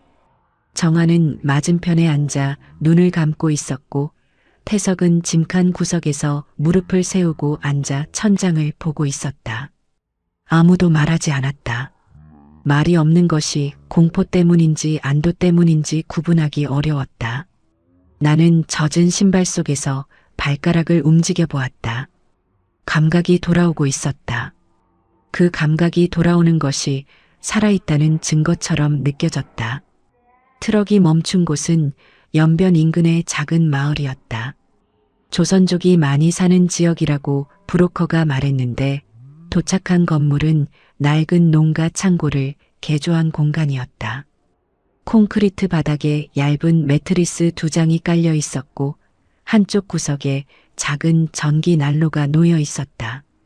난로에서 나오는 열기가 공간을 조금씩 데우기 시작했는데 그 열기가 얼어붙어 있던 피부에 닿는 순간 오히려 따가운 느낌이 들었다. 나는 난로 앞에 앉아 발을 뻗었다. 신발을 벗자 양말이 완전히 젖어 있었고 양말을 벗자 발가락이 새빨갛게 부어 있었다. 브로커는 이곳에서 이틀을 머문 다음 이동이 시작된다고 했다. 이틀 동안 절대 바깥으로 나가지 말고 소리를 내지 말고 창문 근처에 얼굴을 비치지 말라는 지시가 있었다.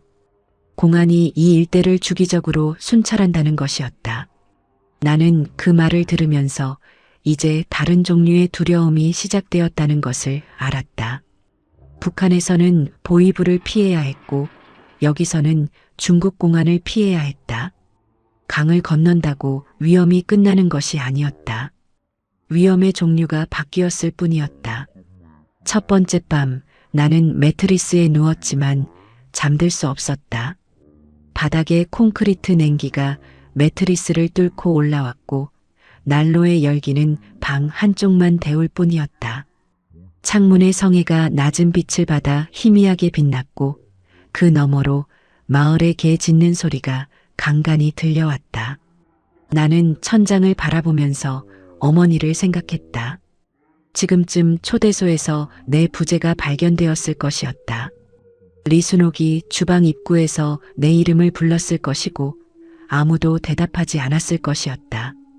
그 이후 어떤 일이 벌어졌을지, 그리고 그 일이 어머니에게 어떻게 전달되었을지, 그 생각의 끝에 닿을 때마다 눈 뒤가 뜨거워졌고 나는 그때마다 눈을 세게 감았다. 이틀째 밤 창밖에서 차 소리가 들렸다. 나는 즉각 몸을 납작하게 낮추었고 다른 사람들도 동시에 움직임을 멈추었다. 차 소리는 가까워지다가 창고 바로 앞에서 멈추는 것 같았다. 엔진 소리가 끊겼고 문 여닫는 소리가 들렸다. 발소리가 창고 쪽으로 다가오는 것이 느껴졌다. 나는 숨을 완전히 멈추었다. 발소리가 창고 문 앞에서 멈추었다가 이동하는 것이 들렸고 그 소리가 완전히 사라질 때까지 우리 5명은 아무도 움직이지 않았다. 10분이 지나서야 태석이 조용히 일어나 문틈을 확인했다. 바깥은 다시 조용해져 있었다. 공안이었는지 아닌지 알 수 없었지만 그 10분은 이미 내 몸 안에 깊이 새겨졌다. 사흘째 아침 브로커가 창고 문을 두드렸다. 다음 이동을 시작할 시간이었다. 이번에는 트럭이 아니라 승합차였다. 낡고 색이 바랜 승합차였는데 뒷좌석에 커튼이 쳐져 있어서 안에서 바깥을 볼 수 없었고 바깥에서 안을 볼 수도 없었다. 우리는 한 명씩 간격을 두고 창고에서 나와 승합차에 올라탔다. 새벽 안개가 마을을 덮고 있었고 발밑에 흙이 서리로 단단하게 굳어 있었다.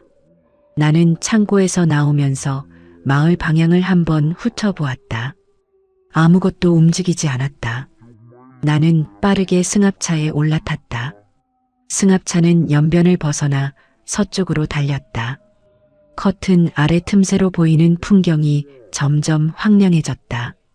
마을들이 멀어지고 넓고 평평한 들판이 계속되었다. 내 몽골 방향으로 이동하고 있다고 브로커가 짧게 말했다. 몽골 국경까지 가는 중간 루트였다. 나는 그 말을 들으면서 지도 위의 거리를 머릿속으로 가늠해 보았다. 중국 본토를 가로질러 몽골 국경까지 그 거리가 두만강에서 중국 강변까지의 거리와는 비교도 되지 않게 멀었다. 우리는 이제 시작에 불과했다. 오전 중반쯤 승합차가 갑자기 속도를 줄이기 시작했다. 커튼 아래 틈새로 바깥을 보았는데 도로 위에 검문소 구조물이 보였다.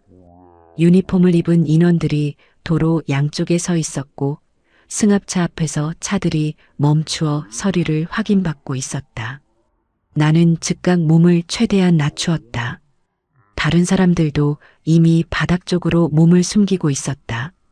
브로커가 운전석에서 아무 소리도 내지 말라는 신호를 보냈다. 승합차가 검문소 앞에 멈추었고 창문 두드리는 소리가 들렸다. 운전석 창문이 내려갔다. 밖에서 들어오는 바람이 차갑고 날카로웠다. 공항과 브로커 사이에 무언가 말이 오가는 소리가 들렸는데 나는 중국어를 알아듣지 못했기 때문에 그 말의 내용을 파악할 수 없었다. 말의 내용보다 목소리의 온도를 읽으려 했다. 공안의 목소리는 단조롭고 사무적이었고 브로커의 목소리는 자연스럽고 여유 있었다. 잠시 서류를 확인하는 것 같은 소리가 났고 그 시간이 3분 정도 이어졌다. 나는 그 3분 동안 숨을 극도로 얕게 쉬면서 커튼 아래 바닥에 얼굴을 대고 있었다. 바닥에 먼지 냄새가 코를 채웠다.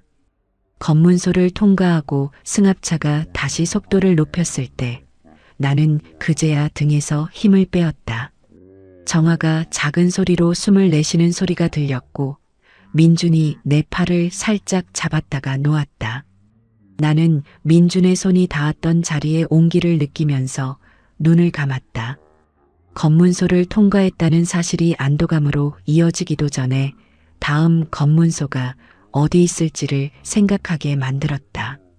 이것이 이 여정의 방식이었다. 하나의 위기가 끝나면 다음 위기가 시작되고 그 사이 잠깐의 숨 고르기만 허용되는 것. 내 몽골에 가까워지면서 풍경이 완전히 달라졌다. 나무가 사라지고 끝없이 평평한 초원이 펼쳐졌다. 커튼 틈새로 보이는 하늘이 넓고 낮았으며 지평선이 눈에 선명하게 그어졌다. 나는 그 풍경을 보면서 이런 땅이 존재한다는 것을 실감했다.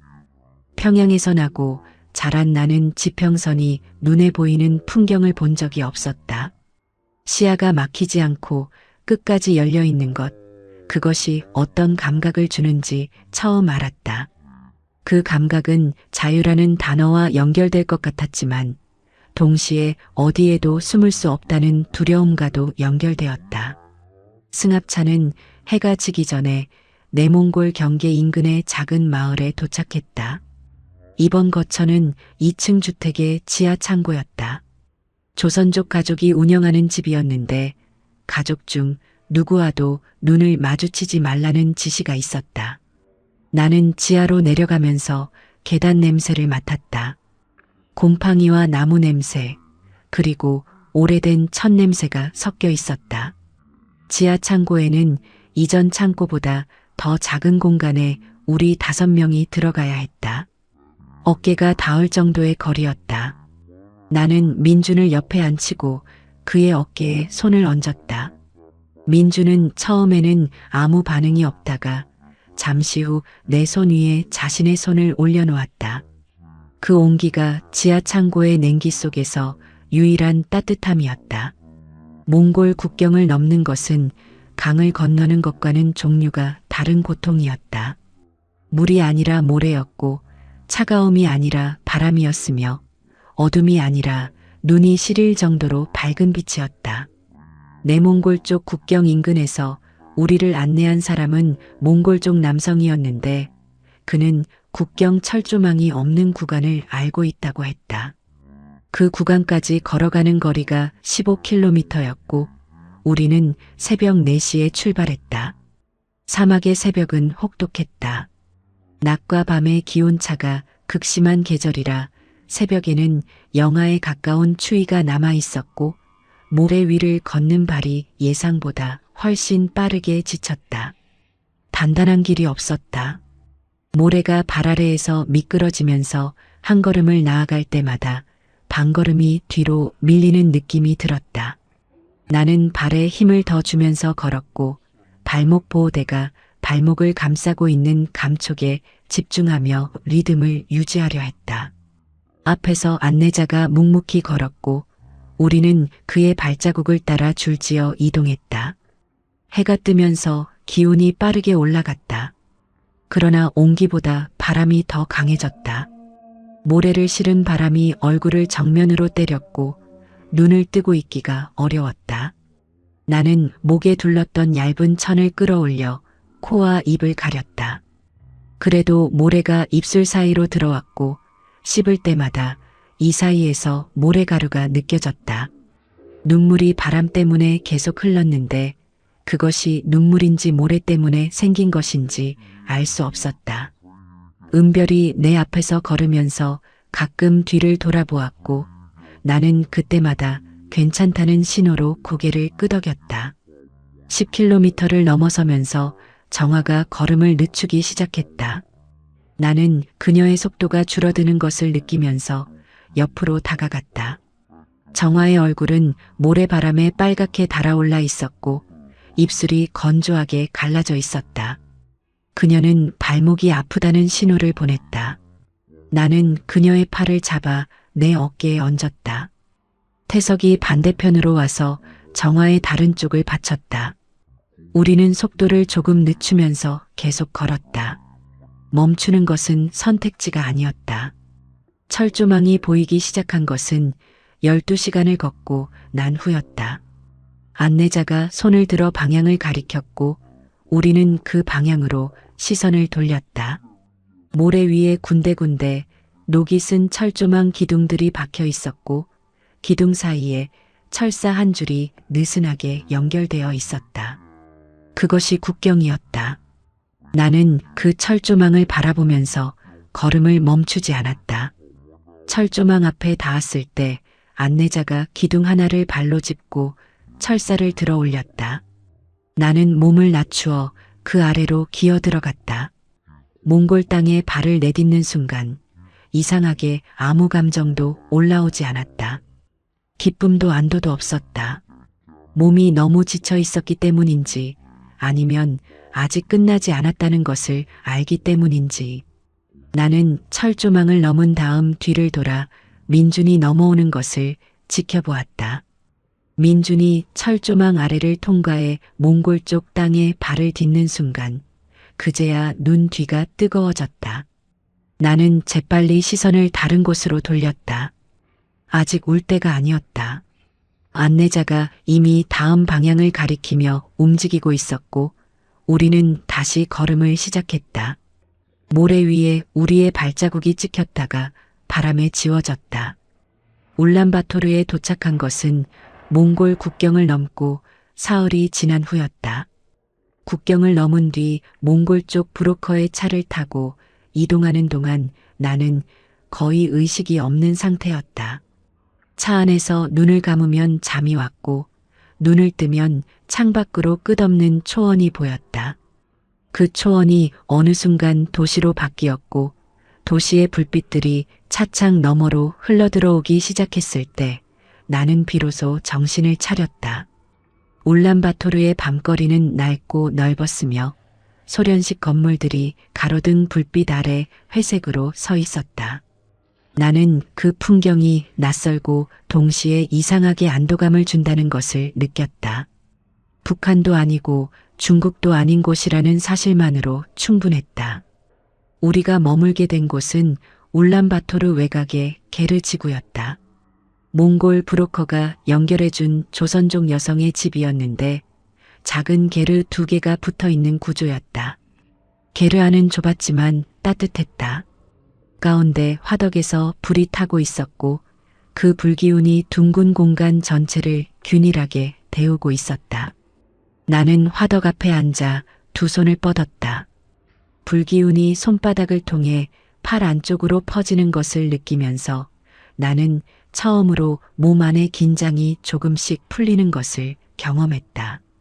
그 풀림이 오히려 눈물을 끌어당겼다.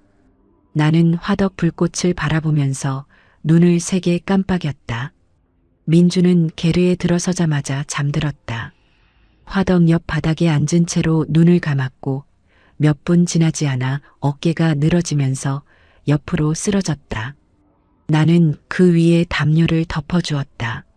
민준의 얼굴은 모래바람에 갈라져 있었고 눈 아래가 거뭇하게 패어 있었다. 17살의 얼굴이라고 보기 어려운 얼굴이었다. 나는 그 얼굴을 오래 바라보았다.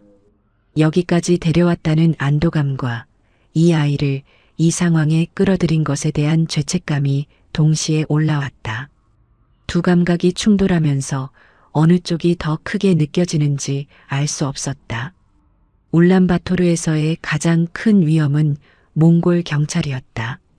몽골은 탈북자들을 강제 북송하지 않고 한국 대사관으로 인계하는 정책을 가지고 있었지만 그 과정에서 경찰에 적발되어 구금되는 경우가 많다는 것을 브로커가 미리 알려주었다.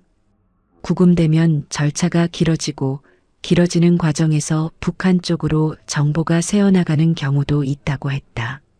나는 그 말을 들으면서 한국 대사관이라는 단어가 얼마나 가깝고 얼마나 먼지를 동시에 느꼈다. 같은 도시 안에 있었지만 거기까지 닿는 경로가 결코 단순하지 않았다. 이틀째 밤 게르 밖에서 차 소리가 들렸다. 나는 즉각 화덕 불을 낮추었고 은별이 게르 입구 천막을 살짝 들어 바깥을 확인했다. 경찰 차량이 길 끝에 세워져 있었고 2명의 경찰이 내려서 주변을 둘러보고 있었다. 나는 민준을 흔들어 깨웠다. 민준은 눈을 뜨자마자 상황을 파악하고 소리 없이 일어났다. 우리는 조선족 여성의 신호에 따라 게르 안쪽 바닥의 낡은 매트 아래 공간으로 몸을 숨겼다. 그 공간은 성인 한 명이 겨우 들어갈 수 있는 크기였는데 나와 민준이 함께 들어가 몸을 웅크렸다. 민준의 등이 내 가슴에 닿았고 그의 심장 소리가 등을 통해 전해졌다. 빠르고 강한 심장 소리였다. 경찰이 게르 쪽으로 다가오는 발소리가 들렸다. 천막 입구를 두드리는 소리가 났고 조선족 여성이 자연스러운 목소리로 응답하는 소리가 들렸다. 짧은 대화가 오갔는데 나는 내용을 알아들을 수 없었다. 발소리가 게르 입구 바로 앞까지 왔다가 멈추었다. 나는 민준의 어깨를 꽉 잡았다. 민준은 움직이지 않았다. 시간이 얼마나 지났는지 알 수 없었다. 발소리가 다시 멀어지기 시작했고 차 문 닫히는 소리가 들렸으며 엔진 소리가 점점 작아졌다. 완전히 소리가 사라지고 나서 조선족 여성이 매트를 들어 올렸을 때 나는 그제야 민준의 어깨에서 손을 놓았다. 사흘째 날 낮 브로커가 한국 대사관으로 이동할 경로를 알려주었다. 택시를 이용하는 방식이었고 각자 흩어져 이동한 다음 대사관 앞에서 합류하는 것이었다. 나는 그 설명을 들으면서 택시에 혼자 앉아 이동하는 상황을 머릿속으로 그려보았다. 택시기사가 어떤 사람인지 알 수 없었고 이동 중에 어떤 일이 생길지도 알 수 없었다. 그러나 이 도시에서 더 머무르는 것도 위험이 쌓이는 일이었다. 나는 민준의 손을 한번 잡았다가 놓았다. 내일 아침 우리는 각자의 택시에 탈 것이었다. 택시에 혼자 탄 것은 이 여정을 시작한 이후 처음으로 혼자가 된 순간이었다. 창고에서, 트럭에서, 게르에서 항상 다른 사람의 숨소리와 체온이 곁에 있었는데 택시 뒷좌석에 혼자 앉아 그 빈자리가 실감으로 다가왔다. 기사는 앞만 보고 운전했고 라디오에서 알아들을 수 없는 몽골 말이 흘러나왔다. 나는 창밖을 바라보면서 손을 무릎 위에 올려놓았다. 손이 떨리지 않도록 무릎을 눌렀다. 울란바토르의 아침 거리가 창밖으로 흘러갔다. 소련식 건물, 낡은 버스, 두꺼운 옷을 입고 걷는 사람들. 나는 그 풍경을 보면서 이 도시의 사람들이 아침마다 이 길을 걷는다는 것이 이상하게 크게 느껴졌다. 대사관 거리에 가까워지면서 택시가 속도를 줄였다. 기사가 거리 이름을 말했는데 나는 그것이 목적지 근처라는 신호임을 알고 고개를 끄덕였다. 택시가 멈추었고 나는 브로커에게 미리 받아둔 돈을 건넸다. 차에서 내리는 순간 차가운 아침 공기가 얼굴을 덮쳤다. 나는 주변을 빠르게 살폈다. 대사관 건물이 보였다. 건물 모서리에 태극기가 걸려 있었고 아침 바람에 천천히 펄럭이고 있었다. 나는 그 깃발을 처음 본 순간 발걸음이 멈추었다.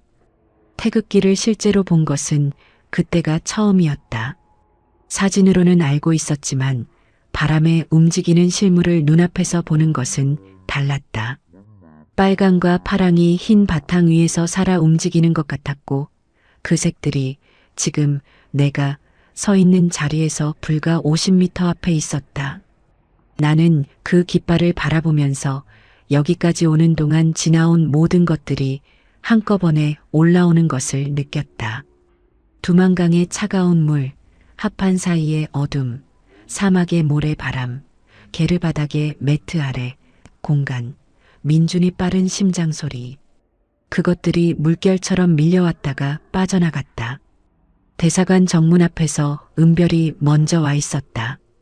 그녀는 나를 보자 눈을 가늘게 뜨면서 입술을 꾹 다물었다. 나도 같은 표정을 지었다. 말이 필요하지 않았다. 잠시 후 민준이 나타났고 그 뒤로 정화와 태석이 각자 다른 방향에서 걸어왔다. 5명이 대사관 앞에 모두 모였다. 나는 그 사실을 확인하면서 숨을 크게 들이쉬었다. 차가운 공기가 폐 안으로 들어왔다. 정문 앞에는 경비원이 서 있었다. 나는 은별과 함께 앞으로 나가 한국 사람이라고 말했다. 정확하게는 그 말이 나오기까지 잠깐의 시간이 걸렸다. 입을 열어야 한다는 것을 알면서도 첫 글자가 쉽게 나오지 않았다. 그것이 두려움인지 감격인지 알 수 없었다.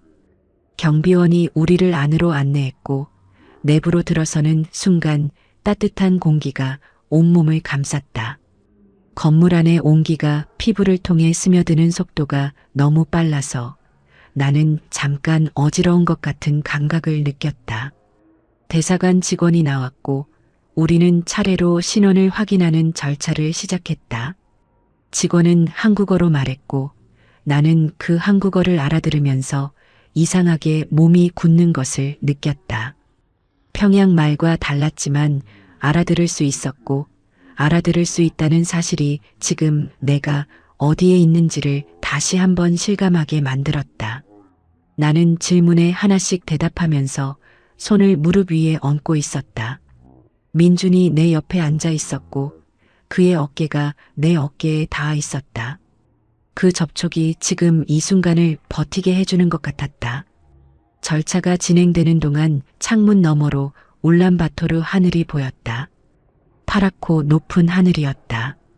평양의 하늘과 중국의 하늘과 몽골 사막의 하늘을 차례로 보아온 나는 그 하늘들이 모두 이어져 있다는 것을 그때 처음 생각했다. 담장이 없는 하늘, 국경이 없는 하늘. 나는 그 하늘을 바라보면서 어머니가 지금 이 시간 평양에서 무슨 하늘을 보고 있을지 생각했다. 같은 하늘 아래 있지만 완전히 다른 세계에 있는 어머니. 그 생각이 올라오는 순간 나는 시선을 하늘에서 내려 손을 바라보았다. 칼을 쥐던 손, 강물을 헤치던 손, 민준의 어깨를 감쌌던 손. 그 손이 지금 여기 있었다. 울란바토르 한국 대사관에서 태국 방콕으로 이동하는 절차는 몇 주가 걸렸다. 그 몇 주 동안 나는 대사관이 마련해준 임시 거처에서 민준, 은별, 정화, 태석과 함께 지냈다. 공식적인 절차가 진행되는 동안 우리는 바깥으로 나갈 수 없었고 정해진 공간 안에서 대기해야 했다. 그 공간은 안전했다. 문이 잠겨 있어서 나가지 못하는 것이 아니라 문을 열고 나가도 되지만 나가지 않는 것이었다. 그 차이가 처음에는 실감이 나지 않았다가 며칠이 지나면서 서서히 느껴지기 시작했다. 스스로 머무는 것과 갇혀 있는 것이 이렇게 다른 것이라는 것을. 방콕으로 가는 비행기에 탄 것은 울란바토르에 도착한 지 3주가 지난 후였다. 비행기를 처음 타는 것이었다. 공항 탑승 게이트를 지나 비행기에 올라탈 때 나는 통로를 걸으면서 발 아래 카펫의 감촉을 느꼈다. 초대소 복도의 빨간 카펫과 비슷하면서 달랐다. 좌석에 앉아 안전벨트를 채우는 방법을 승무원에게 배웠고 비행기가 활주로를 달리기 시작하면서 좌석 등받이에 몸이 눌리는 감각을 처음 경험했다. 비행기가 땅에서 떠오르는 순간 나는 창문 쪽으로 고개를 돌렸다. 울란바토르의 땅이 빠르게 작아지면서 멀어졌고 도시 전체가 손바닥 안에 들어올 것처럼 작아졌다. 나는 그 풍경을 바라보면서 인간이 걷는 속도로 이동할 때는 보이지 않는 세계가 있다는 것을 알았다. 방콕은 더웠다. 비행기에서 내리자마자 열기가 몸 전체를 감쌌는데 그 열기가 몽골 사막의 열기와는 완전히 달랐다. 습도가 높은 열기였고 공기 자체가 무게를 가지고 있는 것 같았다. 공항 안은 에어컨이 가동되고 있었지만 그래도 평양이나 울란바토르보다 훨씬 따뜻했다. 나는 그 온기 속을 걸으면서 옷이 피부에 달라붙는 느낌을 받았다. 은별이 내 옆에서 조용히 웃었는데 그것이 이 여정에서 그녀가 짓는 첫 번째 웃음이었다. 방콕에서의 절차는 울란바토르보다 빠르게 진행되었다. 한국 영사관 관계자와의 면담, 신원 확인, 서류 작성. 나는 그 절차들을 하나씩 통과하면서 각각의 도장이 서류 위에 찍히는 소리를 들었다. 그 도장 소리가 들릴 때마다 무언가가 확정되는 느낌이 들었다.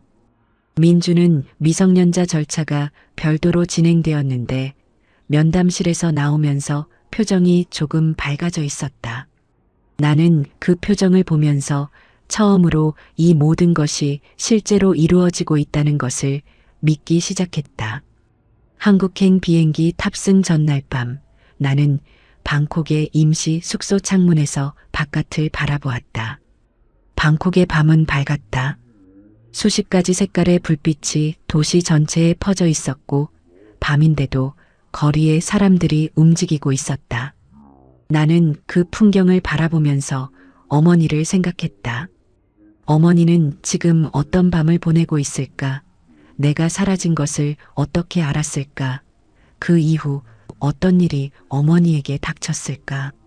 그 생각의 끝에 닿을 때마다 나는 창문 유리에 이마를 기댔다. 차가운 유리의 감촉이 이마를 통해 전해졌고 그 차가움이 생각을 잠시 멈추게 해주었다. 한국행 탑승 수속줄에서 여권을 손에 쥐었을 때 손바닥에 전해지는 그 작은 책자의 무게가 이상하게 크게 느껴졌다. 여권 표지에 태극기가 찍혀 있었고 그 위에 내 이름이 한국어로 적혀 있었다. 탈북자 신분으로 발급된 임시 여권이었지만 그 안에 내 이름이 있었다. 심사대 앞에 서자 심사관이 여권을 받아들었다. 여권을 살피는 그의 손이 느리게 움직이는 것 같았다. 도장이 찍히는 소리가 들렸다. 심사관이 여권을 돌려주었다. 나는 두 손으로 받았다. 탑승 게이트를 향해 걸어가면서 뒤를 한번 돌아보았다. 은별이 심사대 앞에 서 있었고 민준이 그 뒤에 서 있었다. 나는 다시 앞을 보고 걸었다. 게이트 너머에 비행기가 보였다. 비행기가 인천공항 활주로에 닿는 순간의 진동을 나는 지금도 정확히 기억한다. 바퀴가 땅에 닿으면서 좌석 전체가 흔들렸고 그 흔들림이 발바닥을 통해 척추로 전해졌다. 창밖으로 활주로가 보였고 활주로 너머로 낮고 넓은 건물들이 있었다. 건물 위에 한글 간판이 보였다. 평양 말과 다르지 않은 글자들이었지만 그 글자들이 이 땅에 새겨져 있다는 사실이 실감으로 다가오는 데는 잠깐의 시간이 필요했다. 비행기가 천천히 게이트로 이동하는 동안 나는 창문에서 눈을 떼지 못했다. 이 땅의 하늘이 파랗고 높았다. 4월의 인천 하늘이었다. 게이트에서 내려 입국 심사대로 향하는 복도를 걷는 동안 나는 발밑의 바닥을 의식했다. 단단하고 매끄러운 바닥이었다. 그 바닥이 두만강의 강바닥도 사막의 모래도 게르의 흙도 아니라는 것을 발바닥이 먼저 알았다. 민준이 내 옆에서 걸었고 은별이 조금 뒤에서 따라왔다. 정아와 태석도 함께였다. 5명이 같은 복도를 걸어가고 있었다.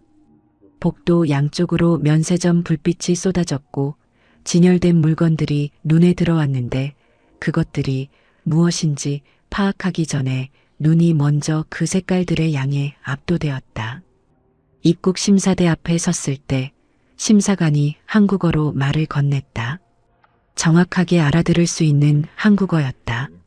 나는 대답하면서 내 목소리가 평소보다 낮고 조심스럽게 나온다는 것을 느꼈다. 심사관은 서류를 확인하고 탈북자 입국 담당 직원을 불렀다. 담당 직원은 여성이었고 차분한 목소리로 안내해 주었다. 그녀가 이쪽으로 오시면 됩니다라고 말했을 때 나는 그 말 안에서 존댓말의 온기를 느꼈다. 북한에서 낯선 사람이 나에게 존댓말로 안내를 해준 적은 거의 없었다. 그 작은 차이가 이상하게 눈 뒤를 뜨겁게 만들었다. 공항에서 하나원으로 이동하는 차 안에서 나는 창밖을 바라보았다. 고속도로 위에 차들이 가득했고 도로 양쪽으로 건물들이 빠르게 지나쳤다. 건물들의 색깔이 다양했다. 파랗고 흰 것들, 유리로 된 것들, 간판의 글씨들. 나는 그것들을 눈으로 쫓으면서 이 많은 것들이 존재한다는 사실을 처리하는데 시간이 필요하다는 것을 느꼈다.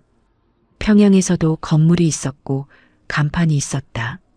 그러나 이 거리의 것들은 그것들과 밀도가 달랐다. 더 많았고 더 빠르게 지나갔으며 더 제각각이었다. 민준이 내 옆에서 창밖을 보다가 조용히 입을 벌렸다가 닫았다. 나는 그 동작을 보면서 웃음이 날 것 같은 것을 느꼈다. 실제로 웃지는 않았지만 웃음이 날 것 같다는 감각 자체가 오랜만이었다. 은별은 뒷좌석에서 눈을 감고 있었다. 그녀의 얼굴에 처음으로 긴장이 없었다. 정아는 손을 무릎 위에 얹고 창밖을 바라보았고 태석은 눈을 뜨고 있었지만 어딘가 먼 곳을 보는 눈빛이었다. 5명이 각자의 방식으로 이 순간을 받아들이고 있었다. 하나원에 도착한 것은 오후 2시가 조금 지난 시각이었다. 입소 절차가 시작되었고 나는 담당자의 안내에 따라 필요한 서류에 서명했다. 서명을 할 때마다 볼펜이 종이 위를 미끄러지는 감촉이 손에 전해졌다. 내 이름을 쓸 때 손이 잠깐 멈추었다. 이 이름이 이 땅의 서류 위에 적힌다는 것, 그 이름이 이제 이 나라 안에 존재한다는 것. 나는 볼펜을 다시 움직였다. 서명이 완성되었다. 배정된 방에 들어서면서 나는 문을 닫았다. 방은 작고 단순했지만 침대가 있었고 창문이 있었다. 창문으로 하나원 경내의 나무들이 보였다. 4월의 나무들이 새잎을 틔우고 있었다. 연두색 잎들이 오후 햇살을 받아 빛나고 있었고 바람이 불 때마다 그 잎들이 흔들렸다. 나는 침대에 앉아 그 나무들을 바라보았다. 오랫동안 바라보았다. 두만강을 건너던 밤, 사막을 걷던 낮, 게르바닥에 숨었던 밤들이 이 연두색 잎들 뒤에 겹쳐 보이는 것 같았다. 나는 천천히 숨을 들이쉬었다. 이 공기가 한국의 공기라는 것을 알면서 마시는 첫 번째 깊은 숨이었다. 그리고 그제야 눈물이 났다. 소리 없이 오랫동안. 서울에서 6번째 봄을 맞이하고 있다. 창밖으로 벚꽃이 지고 있었고 꽃잎들이 바람에 실려 카페 유리창에 잠깐 붙었다가 떨어졌다. 나는 그것을 바라보면서 커피잔을 두 손으로 감쌌다. 커피의 온기가 손바닥 안에서 퍼졌다. 이 온기가 당연한 것이 된 지 얼마나 되었을까? 가끔 그런 것을 생각한다. 당연한 것들이 당연하지 않았던 시절이 있었다는 것을 잊지 않으려고. 민주는 지금 서울의 한 대학에서 컴퓨터 공학을 공부하고 있다. 하나원을 나온 후 검정고시를 준비하던 민준이 합격 통보를 받던 날 나는 전화기를 쥔 채로 한참 동안 말을 잇지 못했다. 민주는 그런 나를 달래듯 괜찮다고 말했고 그 말이 두만강 앞에서 내가 그의 어깨를 짚었을 때 그가 고개를 끄덕이던 것과 같은 말이라는 것을 알았다. 말의 내용보다 그 말이 존재한다는 사실이 중요할 때가 있다. 민준과 나는 매주 한 번씩 같이 밥을 먹는다. 그 시간이 나에게 가장 단단한 시간이다. 은별은 경기도의 한 식품 회사에 다니고 있다. 그녀가 처음 취직 소식을 알려왔을 때 나는 초대소 기숙사에서 우리가 나눴던 밤의 대화들을 떠올렸다. 속삭임보다 조금 더 높은 목소리로 불 꺼진 방에서 서로의 숨소리를 확인하면서 나눴던 말들. 그 말들이 씨앗이 되어 지금 이 자리까지 왔다는 것을 은별도 알고 있을 것이었다. 우리는 가끔 만나 밥을 먹었고 많은 말을 하지 않아도 오래 앉아 있을 수 있었다. 그것이 우리가 나눈 것들의 무게였다. 정아는 하나원을 나온 후 대구에 정착했고 태석은 인천에서 작은 식당을 시작했다고 들었다. 우리는 자주 연락하지 않았지만 그것이 멀어진 것을 의미하지는 않았다. 두만강에서 함께 물을 건넌 사람들 사이에는 말이 없어도 이어져 있는 것이 있었다. 그것이 무엇인지 정확히 설명하기 어렵지만 느낄 때는 분명히 느껴졌다. 나는 지금 서울에서 요리를 한다. 처음에는 식당의 보조 주방에서 시작했고 지금은 한국 음식을 가르치는 작은 요리 교실을 운영하고 있다. 손에 칼을 쥐는 것이 이제는 두려움이나 의무가 아니라 내가 선택한 일이다. 그 차이가 얼마나 큰지는 직접 경험해 본 사람만 알 수 있을 것이었다. 재료를 손질할 때 손끝에 전해지는 감촉, 육수가 끓어오를 때 올라오는 냄새, 완성된 요리를 앞에 두었을 때의 감각. 이것들이 이제는 온전히 나의 것이었다. 어머니에 대한 소식은 아직 없다. 하나원에서 연결된 단체를 통해 수소문을 했지만 어머니가 어디에 있는지 어떻게 지내는지 확인하지 못했다. 그것이 이 삶에서 가장 무거운 자리였다. 아침에 눈을 뜰 때마다 어머니가 오늘 하루를 어떻게 시작하고 있을지 생각했고 요리를 할 때마다 어머니가 가르쳐준 칼 쥐는 법을 떠올렸다. 엄지와 검지로 칼등을 짚고 나머지 세 손가락으로 손잡이를 감싸는 방식. 그 동작 안에 어머니의 손이 아직 살아있었다. 죄책감은 사라지지 않았다. 어머니를 두고 떠난 것, 민준을 위험 속에 끌어들인 것, 강을 건너는 과정에서 누군가 다쳤을 수도 있다는 것. 그것들은 시간이 지나도 무게가 줄지 않았다. 다만 그 무게를 지고 걷는 방법을 조금씩 배워가고 있었다. 죄책감과 함께 살아가는 것이 그 죄책감을 없애는 것보다 더 정직한 방식이라는 것을 나는 서울의 여러 봄을 지나면서 알았다. 카페 창밖으로 벚꽃잎이 다시 날렸다. 나는 커피잔을 내려놓고 손을 바라보았다. 칼을 쥐던 손, 강물을 헤치던 손, 어머니의 손이 올려졌던 손. 이 손이 지금 서울의 봄 안에 있었다. 나는 자리에서 일어섰다. 오늘 오후에 요리 교실이 있었다. 재료를 손질하고 불을 올리고 완성된 것을 나누는 일. 그 일을 위해 나는 오늘도 칼을 짚을 것이었다.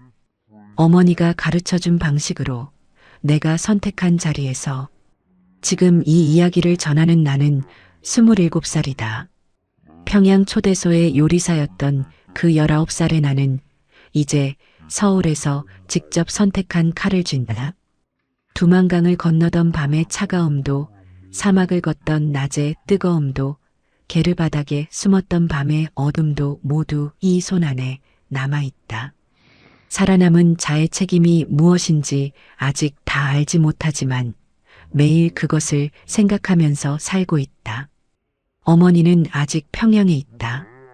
그 사실이 이 이야기의 끝이 아직 쓰이지 않았다는 것을 말해준다. 자유를 향해 걸어간 사람들의 이야기는 강을 건넌 것으로 끝나지 않는다. 두고 온 사람들의 이름을 가슴에 품고 살아가는 것, 그것이 이 이야기의 진짜 무게였다. 이 영상을 끝까지 봐주셔서 감사합니다. 지금 이 순간에도 자유를 향해 어둠 속을 걷고 있는 사람들이 있습니다. 구독과 좋아요가 그들의 이야기를 더 많은 사람에게 전하는 힘이 됩니다. 평양의 가다였습니다.